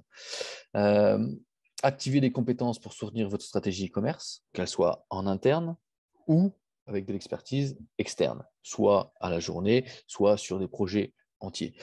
Moi, j'ai une méthode ce que j'appelle les compétences à la demande, où je fonde des équipes et je mets des compétences bien spécifiques sur des données spécifiques avec une volonté de d'ici 3 mois, on va arriver à ce point-là. D'ici 6 mois, on va arriver à ce point-là. Et chaque compétence ajoute de la valeur. Planifier tous les aspects de conformité pour activer votre stratégie et éviter peut-être des erreurs coûteuses. Des fois, non. Des fois, oui. Mettre le client au cœur de votre stratégie. Alors, ça, c'est vraiment ma perspective à moi. Le client, c'est celui qui va payer tout le monde. Donc, autant faire tout autour de lui pour aligner les besoins et aligner les fonctions de votre entreprise, que tout le monde pense au client. Et ensuite, collaborer avec un partenaire pour accompagner ou optimiser vos réussites. Une fois de plus, ça dépend de votre maturité et votre ambition et savoir comment vous voyez les choses évoluer. Donc voilà pour ce qui est des quelques points pour préparer votre stratégie, des points de réflexion, des points j'espère, qui vous permettent de constituer votre approche stratégique. Et bien sûr, tout ça, c'est pour profiter des opportunités du e-commerce. On peut continuer. Alors, je parlais du stratégie générale, donc qui prend tout l'écosystème, comme on l'a dit tout à l'heure. Maintenant, je reviens un petit peu sur le côté marketplace, cette fois-ci, avec un guide pratique. Alors, en quelques points clés. Je m'excuse, hein, c'est des points clés, c'est peut-être un petit peu lourd à lire, mais vous l'aurez aussi à votre propre temps. Donc, j'essaie de vous donner quelques perspectives et je vous invite à réfléchir qui vous entoure dans votre équipe, qui pourrait faire ci, qui pourrait faire ça, quelles compétences on a besoin ici, ou qu'est-ce qu'on n'a pas, ou de quoi il parle. Et s'il y a de quoi il parle, qu'est-ce que ça veut dire? Qu'est-ce qu'on doit préparer? D'accord. Mon travail ici, c'est bien de vous accompagner. Donc, réaliser un suivi précis des stocks, des quantités de stocks. J'ai vu par exemple des entreprises qui se lançaient sur une marketplace et ils n'avaient pas condensé leur stock pour cette distribution-là. Le marché, il a fait la demande a fait ça, ils n'ont pas pu livrer. Ils n'ont pas pu livrer un client clé. Le client clé a dit OK, on ne travaille plus ensemble. Ils ont perdu plusieurs centaines de milliers. Donc, ce côté, aligner les fonctions selon la stratégie. Parce que si quelqu'un travaille dans un silo dans votre organisation et ça ne les intéresse pas ce qu'ils font là-bas, et le stock, il n'est pas à vous, ben voilà, ça arrive. Fournir plusieurs images de haute qualité. Encore une fois, c'est du visuel digital. Donc, prendre des belles photos. Il est plus simple d'avoir des belles photos professionnelles qui donnent envie ou qui donnent un style de vie à votre chose, plus que quelque chose qui a une mauvaise qualité d'image, par exemple. Inclure des choses comme le European Article Numbers ou ESPN, donc un peu les codes barres en gros. Hein. Préparez votre description de produit, les points clés de vos produits en anglais, donc les pourquoi et comment. Validez les poids et dimensions d'expédition disponibles, donc ça fera aussi partie de cet aspect logistique. Optimisez votre nom de produit et vos images. Donc, je ne sais pas si vous connaissez le principe de Search Engine Optimization. Donc, parlez, en gros, savoir que Google vous écoute. Et beaucoup de ces marketplaces-là travaillent très fortement avec l'algorithme de Google pour être listés sur Google en plus. D'accord? Donc, si vous préparez ça en amont, la marketplace y gagne et vous y gagnez. Vous voyez? Profitez des avantages d'être le propriétaire de la marque. Et encore une fois, ça c'est spécifique à certaines marketplaces. Ils vont favoriser certains propriétaires de marques, plus que de redistributeurs, par exemple. Amazon fait ça très bien. Établir votre stratégie de prix sur la base des produits concurrents aussi. Donc, vous regardez dans quel espace vous vous trouvez et le niveau de marge que vous voulez. Budgétiser votre lancement, mais aussi budgétiser votre croissance en continu, donc dans les frais de gestion, par exemple, les frais de transaction, certaines marketplaces prennent 5, 10, 15% des fois. Certaines marketplaces vont vous vendre des espaces publicitaires. Par exemple, certaines marketplaces vont vous accompagner sur le côté logistique, qui vont prendre aussi des marges sur les choses, vont vous donner des assurances, par exemple. Donc, il y a toute cette envergure-là. On n'est pas obligé de tout prendre d'un coup, mais au fur et à mesure de votre croissance, vous allez consolider votre savoir-faire. Et donc, budgétiser en amont permet de faire des marges en aval. Je continue sur le côté le temps alloué, donc les capacités de vos équipes. Ça peut prendre plusieurs semaines, plusieurs mois, sur certaines, ou moins, selon le capital humain que vous investissez dans ceci, ou les compétences requises. Quelqu'un qui apprend sur le tas, c'est pas pareil que quelqu'un qui a déjà l'expérience. Assurer d'avoir un service client de qualité. Donc, effectivement, certains produits vont être rejetés. Par exemple, si on prend des chiffres comme la mode, dans la mode, les retours des sociétés, par exemple, comme Asos.com, on est sur 28% de retour. Ça veut dire quoi? Ça veut dire que sur 1000 achats, 280 sont renvoyés. Donc, ça, faut l'anticiper aussi. Et donc, le côté service client, qui soit présent. S'il y a des fautes, des choses comme ça, il faut que quelqu'un puisse répondre. Et les marketplaces, certaines, Amazon bien entendu, sont vraiment très strictes sur cet aspect-là, parce qu'ils ont une culture client au cœur de tout ce qu'ils font. Chaque plateforme est différente et a ses spécificités. Donc, un travail de fond aussi sur comment ça fonctionne, avoir des relations commerciales avec les gens qui gèrent derrière ces écrans. Et un petit point de rappel, l'e-commerce est bien entendu le UK, mais certaines marketplaces vous ouvriront beaucoup plus qu'un seul marché. Par exemple, on peut parler d'Irlande, mais d'autres, ça peut être la Suède, ça peut être la Norvège, ça peut être la France. Donc, des fois, une fois que vous êtes rentré dans un écosystème, elle vous déploie ailleurs aussi. Donc, croissance à long terme.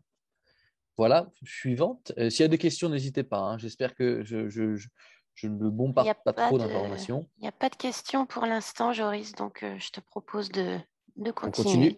Ouais. Alors, j'ai essayé de résumer quelques erreurs fréquentes. Et quand je veux dire erreur, c'est des points, encore une fois, à réfléchir. En orange, vous aurez l'erreur et en dessous, vous aurez une suggestion. Vous en faites ce que vous voulez. Ne pas adapter son produit pour le marché. Donc, éviter d'assumer que tout est identique. Des fois, ça ne l'est pas. Sous-estimer les opportunités de croissance. Donc, savoir faire ses recherches. Que des fois, il y a des, il y a des pépites ci et là. On ne l'avait pas vu. Et des fois, on ouvre. Par exemple, sur l'exemple de la boîte de cosmétiques, quand on a ouvert chez QVC, on avait leur première vente, c'était 17 000 livres et 4 000 produits vendus sur Internet. On n'avait pas vu venir. Hein. Donc, ça nous a un peu choqués. On était prêts quand même, mais ça nous a quand même un peu choqués. Mais donc, le fait d'avoir fait nos recherches nous a permis d'éviter le drame, quelque part. Sous-évaluer le niveau d'investissement, que ce soit en temps, ressources et peut-être seulement financier. Donc, savoir planifier sa croissance. Ne pas comprendre les tendances, être en phase avec les demandes du marché et les acteurs, les attentes des acteurs. Je vois en rencontrant un certain nombre des fois d'acheteurs de grandes enseignes, ils vont chercher les pépites, ils vont essayer de se dire qu'est-ce que mon audience va vouloir. Bien sûr, ils vont tous, par exemple, dans l'alimentaire, Nutella, c'est une valeur sûre, on est d'accord, mais est-ce qu'il n'y a pas quelque chose d'autre qui va changer? Donc, qu'est-ce qui va parler aux acheteurs? D'accord? Comment on raconte cette histoire-là aux acheteurs pour les amener un petit peu dans notre relation commerciale et les faire lancer notre produit. Faire tout soi-même, c'est aussi une erreur classique. Savoir déléguer pour créer de la valeur, ça dépend une fois de plus de ce que l'on veut atteindre. Ou est-ce qu'on peut aussi déléguer, hein? Tout n'est pas possible pour tous. Ça dépend de la taille de l'organisation. Avoir un site ne suffit pas. Des fois, on a un site, et l'analogie que j'utilisais tout à l'heure, c'est si vous avez un site, mais qu'il n'y a personne qui vient dessus, c'est comme avoir un super magasin au milieu d'une forêt. D'accord? L'idée, c'est de l'amener dans cette rue où il y a beaucoup de gens. Voilà. Donc, le supporter avec une stratégie marketing pour assurer la croissance. On peut continuer. J'ai essayé d'ici d'amener une petite checklist, encore une fois, dans cette envergure de stratégie, en espérant qu'elle soit utile. C'est un exemple, hein, d'accord? Donc, côté interne, côté externe. Interne, c'est vous et votre équipe. Externe, c'est les personnes qui contribuent et qui collaborent avec vos équipes. Donc, les besoins des équipes sont déterminés. Vos ressources sont disponibles et allouées. Encore une fois, hein, on revient sur ce côté. Si vous faites trop de choses à la fois, ben, vous ne faites rien en même temps. C'est un petit peu j'appellerais ça de la gouvernance de croissance. Est-ce que les compétences sont accessibles? Est-ce que les priorités sont claires et par ordre d'importance? Est-ce que les équipes sont impliquées et responsabilisées? Par exemple, s'il te plaît, occupe-toi du lancement sur Marketplace numéro 1 pendant les 6 prochains mois. Fais ça, ça, ça, ça, ça. Occupe-toi de la gestion du stock avec les personnes dans l'entrepôt. Donc, c'est la responsabilisation classique. Hein. Et les rôles sont bien définis et communiqués. Donc, ça permet, en tout cas, ce que j'ai pu voir dans différents types d'organisations, de savoir où on va, clairement. Voilà pour la petite. Oui. Oui, c'est Catal. J'ai une petite question, du coup, pour résumer un petit peu tout ça, qu'est-ce que toi, qui connais, qui est français et qui vit au Royaume-Uni, quel est le trait le plus spécifique au Royaume-Uni en termes de e-commerce par rapport au e-commerce français? Quel est le trait on va dire, le plus identifiant, le plus spécifique au marché UK, selon toi? Sur quels critères? Sur la plus grosse différence, qu'est-ce qui est le plus marquant en termes de différence et de spécificité pour le marché britannique? Le marketing. Je pense que les Anglais sont très bons en marketing. C'est-à-dire qu'ils mettent en avant davantage. C'est-à-dire qu'ils investissent dans la façon dont ils font les choses. D'accord? Avoir un produit, c'est pas assez. Se mettre à la place du client, c'est leur travail. Donc, ils se mettent dans le client, ils disent pourquoi le client va regarder ce que je fais. Donc, ça, c'est une grande distinction, en tout cas culturelle, que j'ai vue. Les Anglais sont les rois du packaging, d'accord? Ils vont vous emballer quelque chose et ils vont vous le vendre et vous allez ouvrir. Ah, c'est ça? Oh, mais ils ont réussi à faire ça bien. La famille royale en est un exemple fondamental. Ils ont réussi à. Vous voyez, ils sont très forts sur tout ça, sur tout cet aspect marketing, sur cet aspect storytelling, sur cet aspect envergure. Donc, ça, c'est un point. L'autre point, ça serait le niveau d'investissement potentiellement sur tout ça. Ils investissent. Moi, j'ai vu des sociétés qui investissaient 12-13% de leur chiffre d'affaires dans leur croissance e-commerce. C'est un coût à la base et le retour était énorme après. Donc, c'est le côté investissement, prise de risque. L'autre chose, ça va être… la France est beaucoup plus structurée sur le côté bureaucratique que l'Angleterre. Donc ça, c'est un avantage pour beaucoup. Donc, et on pourra le voir après sur la préparation, sur l'impact du Brexit. Je ne sais pas si ça répond à ta question. Peut-être c'est un peu vague. Est-ce que tu as des exemples à citer? Enfin, là, on a des entreprises, du textile, mode, des marques de mode, on a des entreprises de l'alimentaire. D'accord. Si tu as Donc, des entreprises comme ça qui ne sont pas non plus des multinationales, parce qu'on peut imaginer qu'il y a des moyens, on peut faire beaucoup de choses, non, mais mais quand donc, on est une PME et bah, qu'effectivement, on voulait une entreprise qui soit très ciblée marché britannique, ouais. quels seraient un petit peu les Moi, gros axes que tu veux dire? Ouais. les premiers axes, ça serait vraiment comprendre la valeur du produit. Qu'est-ce qu'il y a dans ce produit? Quelle est la cible pour ce produit? Et dans cette cible-là, quels sont les espaces de distribution, donc marketplace, B2B, pour les amener. Et donc, après ça, quel est votre prix à la base? Vous augmentez le prix par rapport à différents coûts qui vont s'ajouter. Et ensuite, il faut faire de la prospection, il faut taper aux portes ou il faut aller sur Internet et s'inscrire. Donc, il y a tout un travail de fond euh, à fournir pour rentrer doucement sur le marché, quoi.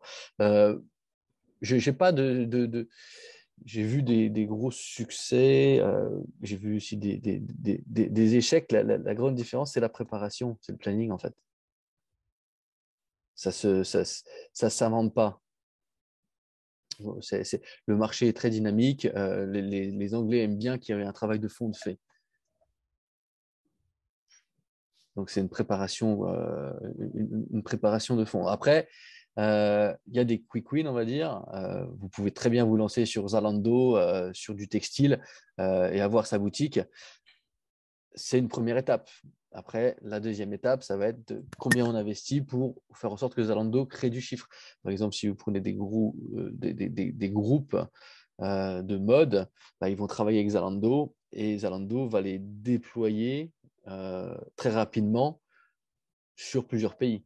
D'accord? Donc, ça revient sur la valeur, la proposition de valeur de votre produit. Qu'est-ce qui est d'unique? Et moi, je prends le temps de défier ça. Parce que défier ça sur quel est le client vraiment? Pourquoi le client va vous acheter? Est-ce qu'ils sont sensibles? Pardon.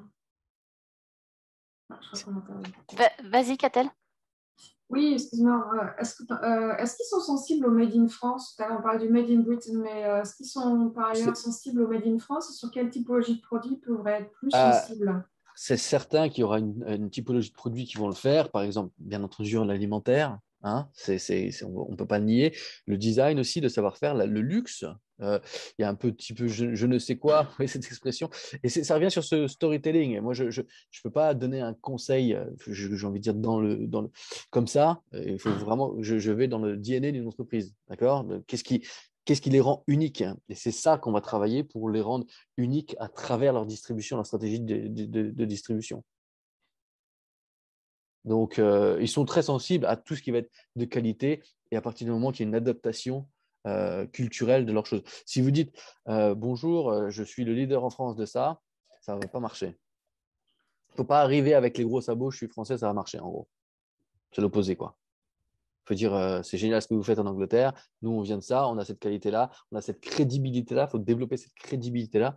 Par exemple, une grosse enseigne en France qui cherche à rentrer au UK, je leur ai dit vous êtes connu en France, personne ne vous connaît ici. Il faut faire de l'influence, vous voyez? Faut rencontrer les gens, faut serrer les mains, faire du marketing, se positionner et des choses comme ça. Par exemple, sur le textile, il y a quelques gros salons à faire aussi. C'est un envergure totale. Vous voyez, il y a de la presse, par exemple, sur le e-commerce. Comment faire en sorte que les journalistes parlent de cette marque-là? Il y a une approche un petit peu subtile, j'ai envie de dire. Est-ce que dans le e-commerce, il y a eu un boom, on va dire, plus spectaculaire sur tous les produits avec un positionnement plutôt masse? Ou est-ce que, par exemple, les produits aussi, parce que là, on entend beaucoup parler du boom du luxe qui redémarre, Est-ce que aussi, voilà, est-ce que l'e-commerce, c'est principalement, à ton avis, plutôt du masse au Royaume-Uni? J'entends souvent parler de Non. Amazon plutôt de masse par rapport à d'autres produits. Non, je pense Euh, que tout y est maintenant. Si tu prends des groupes comme Net-à-Porter, comme Farfetch, comme dans la mode, hein, si on prend la mode, il y a aussi. Non, non, le luxe est très largement représenté et d'ailleurs euh, est largement investi. Il y a beaucoup de magasins de luxe qui ferment. Moi, j'ai travaillé aussi dans le groupe Net-à-Porter à une époque.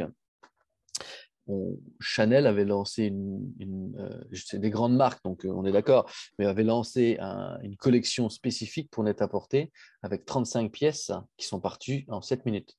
D'accord. La pièce était à 150 000, je crois. Donc, on va plutôt parler de premium, on va dire, plutôt que de luxe. ouais, alors mais le premium aussi. Donc, chaque espace a son marché. J'ai vu qu'il y avait certaines marques en cosmétiques aussi. Je pense qu'il y a je vois tellement d'opportunités que c'est une question de comment on commence.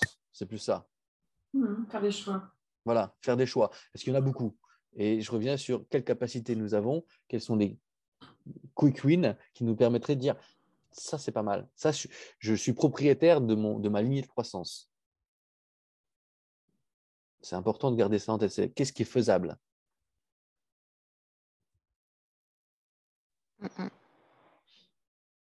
J'aimerais pouvoir donner excuse-moi, donner une réponse clé. C'est comme ça va être génial. Je pense il y a un travail d'importance de comprendre la marque où elle en est dans ce parcours-là et de regarder son côté unique. Je suis sûr qu'il y a beaucoup, beaucoup de marques qui nous écoutent. Elles ont quelque chose d'unique. C'est ça qu'il faut traduire pour le public anglais. Je laisse poursuivre. Je vais pas... C'est bon, on peut continuer? On va continuer parce qu'il est 11h10 presque. On a encore pas mal de points importants Ouais. Brexit à Alors, voir. c'est beaucoup moins fun pour le coup maintenant. mais utile. Donc voilà, j'ai essayé de garder quelques. Ah, j'ai pas mis à jour ça. On peut continuer sur l'impact Brexit. Donc il y a les perspectives générales et il y a plusieurs points. Donc il y a un petit peu plus de lecture ici. Donc oui, le Brexit est arrivé, c'est mis en place. On ne revient pas sur le passé, on regarde un petit peu sur l'avenir. J'ai essayé de vous condenser différents trucs. Donc il y a des perspectives générales, il y a des points clés et ensuite il y aura des spécificités sur le côté bien manufacturé, produits agroalimentaires et après sur le côté TVA spécifiquement. Donc je vais aller relativement rapidement ici. C'est juste que tout va être là. Les choses sont écrites aussi pour vous. C'est un peu lourd. D'accord. Le Brexit a des impacts directs pour les sociétés anglaises, pour les sociétés européennes. On est bien d'accord que tout n'a pas du tout été communiqué comme ça. C'est l'impact que ça a à l'heure actuelle. Ça n'empêche pas que, en se préparant maintenant, on anticipe la croissance future. Donc, ça a des impacts sur toutes les entreprises qui importent et exportent. Il y a des ajustements sur la TVA et les seuils douaniers. Donc, il n'y a pas de tarif en tant que tel. Ça ne fait pas partie du deal, mais il y a des conséquences sur les seuils douaniers et les changements des processus qui sont assez fondamentaux. Donc, les producteurs et les vendeurs qui adhèrent aux normes UE doivent maintenant aussi adhérer aux normes UK, d'accord, avec des politiques de réglementation commerciale aussi d'envergure plus large. Donc, certaines règles sont les mêmes, certaines vont être ajustées. On est en plein dedans, on est un petit peu dans l'œil du cyclone. Donc, à garder en tête. Et bien entendu, BCI est toujours présent sur toutes ces choses-là et vous accompagnera bien entendu sur toutes les spécificités, on le fera ensemble. Les différentes politiques et les normes du Royaume-Uni vont évoluer, qui vont aussi donc avoir un impact sur le coût de mise en conformité et potentiellement sur les délais de livraison. Donc la question qu'il faudra se poser, c'est est-ce qu'on reste compétitif dans cet espace-là? Et il y a très certainement des gros oui qui sont à faire, mais c'est vrai que c'est comme ah ouais, j'avais pas prévu, j'ai beaucoup plus de devoirs que j'avais prévu. Ouais, c'est un peu ça, c'est un peu le professeur qui dit ah oui non demain faut me rendre tous ces copies là aussi. Ah oui, on n'avait pas prévu ça. C'est un peu ce qui se passe en ce moment. C'est un peu scolaire d'ailleurs pour être honnête avec tout le monde. Cependant, gardons le côté très positif des choses. On a bien vu que un quart des ventes va être effectué sur Internet. Plus d'un quart. Donc, faire un travail de fond maintenant permet de nous préparer pour le présent à venir très proche et le futur. Donc, voilà, un petit peu de préparation. On peut continuer sur On a quelques questions. Et puis, il y a des gens qui s'excusent, qui doivent nous quitter parce qu'on a débordé un peu sur l'horaire. Je te lis la question de Josiane concernant les prix pour les consommateurs UK sur les sites Internet en vente B2C. Comment les entreprises britanniques intègrent les difficultés occasionnées, car le UK ayant quitté l'Union européenne, les aspects fiscaux, donc TVA, droit d'assises pour les vins par exemple, sans oublier l'aspect douane. Et la phrase n'est pas finie. Alors, concernant les prix pour les consommateurs UK, Donc, basiquement, comment les entreprises britanniques intègrent les difficultés occasionnées par le Brexit, avec tous les aspects fiscaux que ça engendre, les aspects douane, etc. alors, il y a, selon la taille, certains avaient anticipé, ont mis les ressources supplémentaires pour être en conformité, sont passés tranquillement et donc sont prêts et maintenant vraiment prennent le parcours un petit peu de croissance plus rapide que les autres. Il y en a d'autres, ce n'était pas du tout prévu et donc ils se prennent, excusez-moi l'expression, une grosse claque d'organisation. D'accord. Il y avait ça, il y avait tous ces papiers-là, il y avait mon stock qui est bloqué pendant des semaines ci et là. En gros, c'est vraiment ah oui, c'est vrai, on a mis de la politique, mais on a oublié de vous dire qu'il y avait ça, ça, ça et ça. D'accord. Donc, selon les préparations, il y a différentes choses. Il y a un documentaire sur Panorama, qui est l'équivalent de reportage que je pourrais vous partager, qui parle bien de ça, qui parle des impacts sur les PME et principalement sur les petites entreprises qui effectivement ont eu des répercussions assez conséquentes, des pertes de marché et des pertes de marge aussi importantes, dont les pêcheurs, par exemple. Donc, on est encore un petit peu dans cet apprentissage. Je pense que ça va se stabiliser d'ici les 2 à 3 prochains trimestres où on aura tout ça. Il y a de l'innovation aussi qui est arrivée, par exemple des spécialistes de la TVA, des spécialistes des... Donc, il y a aussi beaucoup de sociétés de transport qui se sont pris au jeu et qui ont eux-mêmes apporté ce service-là pour simplifier les choses. D'accord? Donc, à l'anglaise, ils y vont et puis ils apprennent sur le moment et ils améliorent. D'accord? Donc, on redistribue les cartes des acquis et on réinnove. Donc, ils vont y arriver, en gros. C'est un peu ça la conclusion. Mais c'est vrai que c'est un peu plus de travail sur le moment et que de dire, bon, non, il y a trop de travail, je ne fais pas. Ils le font, ils se plaignent un petit peu, puis après, ils se disent, OK, maintenant on est prêt pour autre chose. Voilà un petit peu l'envergure culturelle. Merci. On continue? On continue. On est court en temps, donc on va essayer de faire ça correctement. Perspective générale, donc je suis toujours sur la même perspective générale. Est-ce que tu veux prendre la diapo d'après? Voilà, donc là, quelques points clés. Donc, préparez vos formalités administratives et les contrôles douaniers supplémentaires. Ça peut aussi signifier donc des retards d'expédition à garder en tête, hein. Donc, d'avoir un deal, c'est une chose. D'avoir le produit bloqué parce qu'il n'y aurait pas toute la conformité en amont. Il y a certains chiffres qui sortent en disant des fois on voit du 90 jours, 120 jours qui sont restés sur les plateformes.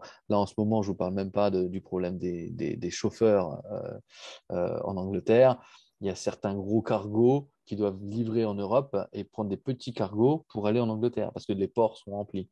Donc, et c'est du momentané tout ça, d'accord? Je ne veux surtout pas être dans un esprit euh, négatif, mais il y a des conséquences quand même, d'accord? Donc là, c'est le bon moment pour planifier et anticiper, vraiment. Assurez-vous de bien comprendre les nouvelles règles de paiement de TVA, et il y a une slide sur ça par la suite, donc sur l'importation des colis. Donc en gros, hein, les acheteurs devront payer la TVA, d'accord, sur l'e-commerce. Pensez qui va payer les frais de douane supplémentaires. Je sais que BCI avait fait un super webinaire sur ça avec une société spécialisée qui était très informatif aussi, sur toutes ces spécificités-là. Donc, il y a le Delivery Duty Et je Paid. rebondis sur ce que tu dis, les contenus donc des précédents webinaires ou des précédentes réunions d'information, ainsi que les podcasts, tout est disponible sur la plateforme BCI Info, hein. Donc, n'hésitez pas à aller récupérer les présentations des webinaires passés. Ouais, et sur ces points spécifiquement là, il y avait vraiment cette société qui avait fait un travail extraordinaire, bien spécifique. Et donc, moi, je m'entoure de personnes comme ça aussi, hein, d'accord, pour faciliter et accélérer les choses, pour avoir une multitude d'expertise sur des points spécifiques. Mais ça demande une préparation quoi qu'il en soit, d'accord. Donc, utiliser ces termes, donc le DDP, DDU ou Delivery Duty Paid, c'est où vous gérez les frais de douane pour vos clients, ou l'opposé, vos clients doivent prendre les frais de douane. J'ai vu des sociétés, des clients anglais qui achetaient en Europe, qui se sont retrouvés à payer 90 € en plus pour les frais de douane et la livraison. Ce n'était pas du tout informé par le site Internet. Donc, il y a eu une réalité. Ça va se stabiliser tout ça, hein, ça va. Mais il y a encore des pratiques à mettre en place. Il y a une petite remarque par rapport à la diapo. Là, effectivement, le DDU est à changer en DAP. Oui, il y a eu un changement d'incoterme en 2020, effectivement. Je modifierai la diapo. Merci, Josiane, pour la Merci, autant pour moi. remarque. Et on a une autre question.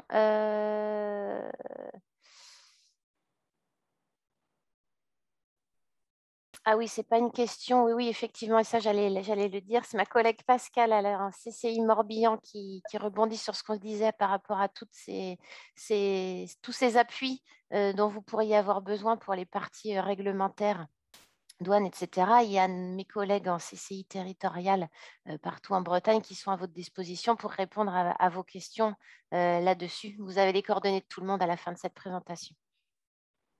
C'est important de bien préparer tout ça, hein, effectivement, et fonder votre équipe, que ce soit la BCI, que ce soit avec des prestataires comme moi-même ou d'autres, pour qu'on ait tous une belle perspective. Ce qu'on veut vraiment, c'est qu'il y ait de la croissance sur des opportunités à prendre dès maintenant. Donc, ça demande un travail d'équipe. Anticiper et préparer les attentes de vos clients. Donc, pour moi, c'est encore une fois très, très important. Communiquer à vos clients. Si par exemple, vous êtes déjà là-bas, qu'il y a des coûts supplémentaires, des choses comme ça, éviter les mauvaises surprises parce que c'est un client pas satisfait, c'est un client qui ne reviendrait pas. Et donc, c'est une perte de valeur.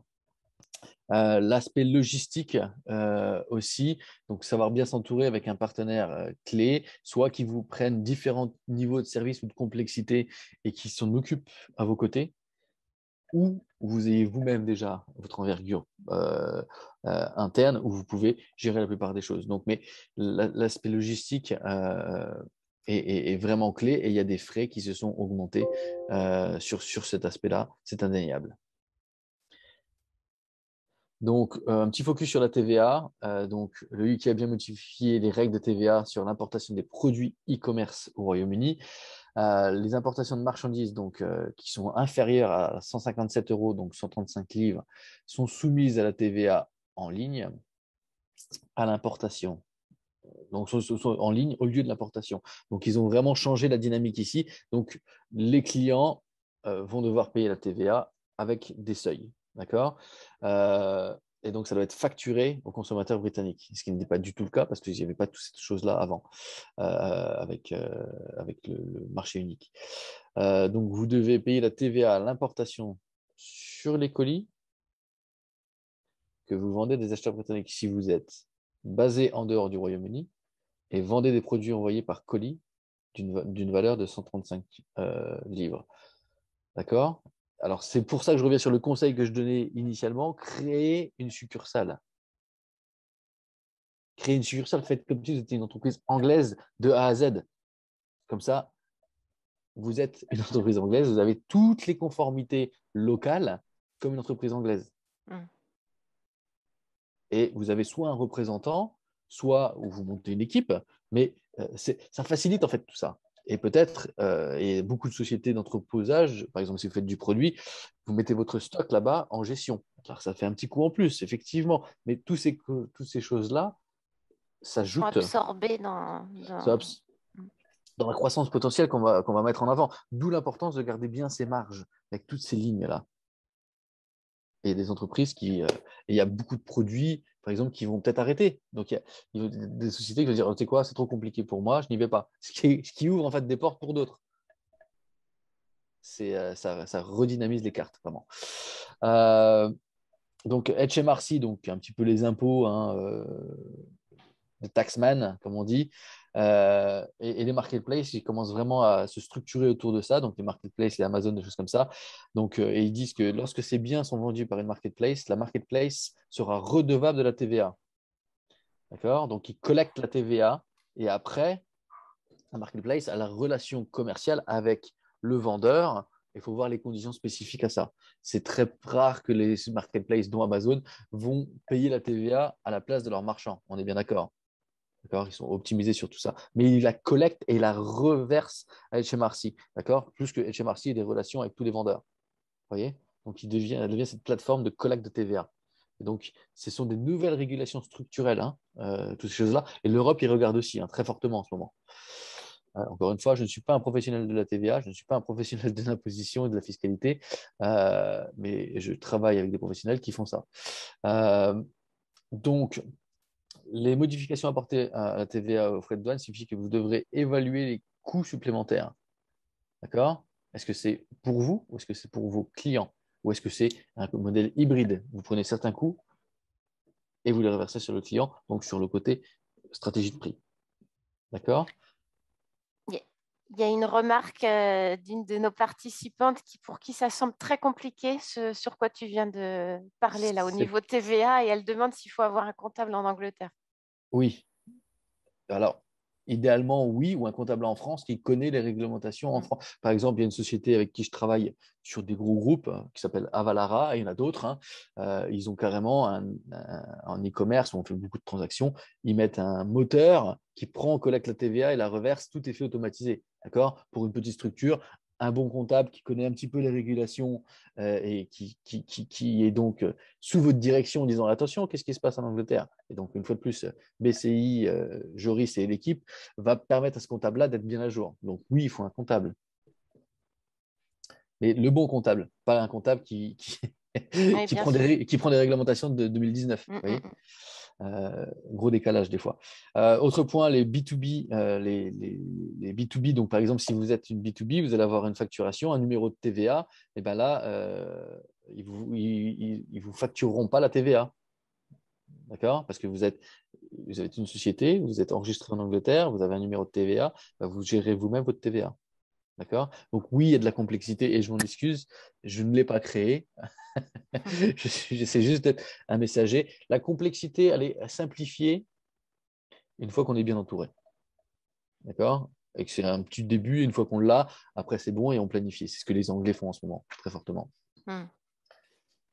On continue et je sais qu'on n'a pas beaucoup de temps. Hein. Donc, un petit point sur des spécificités. Donc, l'impact du Brexit sur les biens manufacturés. On un petit peu décalage ici. Donc, quelques changements que vous pourriez avoir besoin d'assimiler. Donc, le marquage, l'étiquetage et l'emballage de vos produits. Obtenir des approbations, des certifications ou d'autres points administratifs supplémentaires. Désigner un représentant légal au Royaume-Uni. Comprendre les responsabilités légales qui peuvent changer pour vous, vos distributeurs. Une fois de plus, hein, un représentant légal, ça sera ça aussi, c'est cette simplicité-là. Et il y a beaucoup d'entreprises qui commencent vraiment à faire un petit peu ce qu'on appelle un one-stop shop pour simplifier tout ça. Alors, je travaille avec un certain nombre de personnes pour simplifier tout ça. D'accord?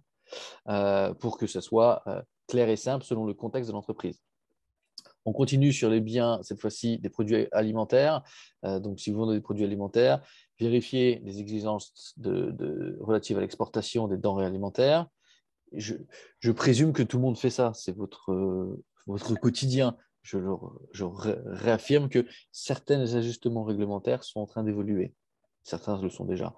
Et une fois de plus, BCI et moi-même pourrons largement faciliter le transfert de connaissances. Donc, vérifiez les documents, notifiez les autorités britanniques de vos marchandises, préparez les nouvelles législations, par exemple la Natasha Law, qui a été lancée il n'y a pas très longtemps sur le produit alimentaire, suite à une mort malheureuse d'une petite qui a été suite à une allergie. Donc, il y a un aspect réglementaire qui a été très poussé récemment pour justement bien communiquer sur le principe d'allergie sur les produits. D'accord? Alors là, c'est aussi sur les restaurants, des choses comme ça, pour vraiment bien mettre en avant l'importance des allergies dans l'aspect alimentaire du quotidien des Britanniques. D'accord? Je ne sais pas comment ça se passe en France, mais c'est pris très au sérieux en Angleterre. Si vous exportez des plantes et des fruits et légumes, vérifiez les certificats phytosanitaires en contactant l'autorité en question. Vérifiez que les plantes nécessitent des analyses d'échantillons. Demandez que le certificat phytosanitaire soit protégé avec les organismes adéquats. Une fois de plus, c'est de l'accompagnement ici. Hein, donc, on revient sur votre corps de métier, quelles sont les certifications spécifiques. Et tout est très bien documenté quand même. Hein. Les Anglais ont fait un travail colossal. Et certes, il y a ce travail de mâcher et bien valider que l'information soit en phase avec vos produits et la conformité du pays et bien entendu la conformité des achats qui vont suivre. Non-conformité, difficulté de distribution sur le marché. Parce que les grandes enseignes, les marketplaces et tout ça vont être, eux, en phase avec les conformités. Donc, tout est lié. Voilà, pour ce qui est pour le côté fournir des services. Donc, si vous avez des succursales déjà au Royaume-Uni, donc il y a des adaptations à faire. Est-ce que vos sociétés font des services je ne suis pas allé dans les spécificités ici, hein, d'accord? Il y a un travail de fond à faire sur chacun des contextes de votre entreprise. Est-ce que vous avez des employés aussi? Donc, le côté employee rights, les droits des employés. Est-ce que vous allez voyager pour venir en Angleterre? Donc, encore une fois, il y a le côté du visa, des choses comme ça. Vous, vos employés, est-ce que vous êtes réglementé? Est-ce que vous êtes dans la loi? Est-ce que vous êtes dans, par exemple, la comptabilité, le médical? Donc, chaque spécificité aura un ajustement des réglementations. Et certaines sont déjà écrites, certaines sont en cours d'écriture. Donc, effectivement, un petit peu plus de travail en amont pour ensuite avoir une liberté plus loin sur la chaîne de valeur. Voilà, je crois qu'on a fait plus ou moins le tour. Donc, je reviens très brièvement sur ce que nous avons parlé et désolé pour le côté un petit peu plus rapide sur la fin. Donc, comprendre le marché UK, les acteurs clés de ce marché sur les différents points de l'écosystème, la stratégie e-commerce et l'impact du Brexit. Je viens d'apprendre que finir par l'impact du Brexit, ce n'est pas ce qu'il y a de plus fun. Hein. J'aurais dû le mettre au Non, début. mais en l'occurrence, c'est essentiel. Puis commencer par un truc pas fun, c'est pas forcément mieux non plus. Donc, stratégiquement, il faudra bien le caser à un moment. Voilà. C'est ça, c'est genre, oui, bon, allez, on en parle quand même. Non, Mais merci beaucoup, Joris, pour tout ça. On va peut-être passer sur le petit slide de résumé. Les gens auront tout à connaissance fait. de la Donc, présentation. De toute façon, tout reste à leur disposition. Ça, c'est voilà, des petites préconisations de fin de fin de webinaire que tu redonnes aux gens. tout à fait. Donc, voilà. Euh, Merci pour votre attention, en tout cas. Merci à vous toutes. Vous avez dans la présentation une petite diapo que l'on vous a rajoutée avec ma collègue Marina. Marina s'occupe de fédérer et d'organiser la participation des entreprises bretonnes sur le salon IFE de Londres. Donc, vous avez toutes les infos ici et puis le contact de Marina pour vous aider si vous n'êtes pas encore inscrit à ce salon et que vous souhaiteriez y faire un saut en visiteur ou en exposant. On a débordé sur le timing de 30 minutes. Désolée encore. Ah bon? Néanmoins, tout ce que l'on a dit était vraiment important. Ouais, il est 11h30 déjà. Je vous ai mis toutes les coordonnées de vos chargés d'affaires BCI ici dans cette diapo, les coordonnées de vos chargés en développement international, vos conseillers dans les différentes CCI. Donc, n'hésitez pas à tous nous contacter en fonction de vos besoins. Ici, les coordonnées de Joris, qui lui aussi est à votre disposition, évidemment, pour aller plus en détail dans vos projets et dans vos questionnements si vous en avez. Merci encore à toutes et à tous. Merci à toi, Joris, pour ton concours au succès de ce webinaire ce matin et puis pour avoir partagé avec tout le monde ton expertise. On reste à votre entière disposition. N'hésitez pas à nous envoyer des mails pour qu'on organise des visios avec Joris plus tard après ce webinaire. Prenez bien soin de vous. Je vous dis à très bientôt. Je vous laisse consulter l'agenda pour prendre connaissance des prochains rendez-vous que l'on vous propose, des prochains webinaires ou des prochaines réunions d'information. À très bientôt. Merci à tous. Au revoir. Merci. Bonne journée. Au revoir.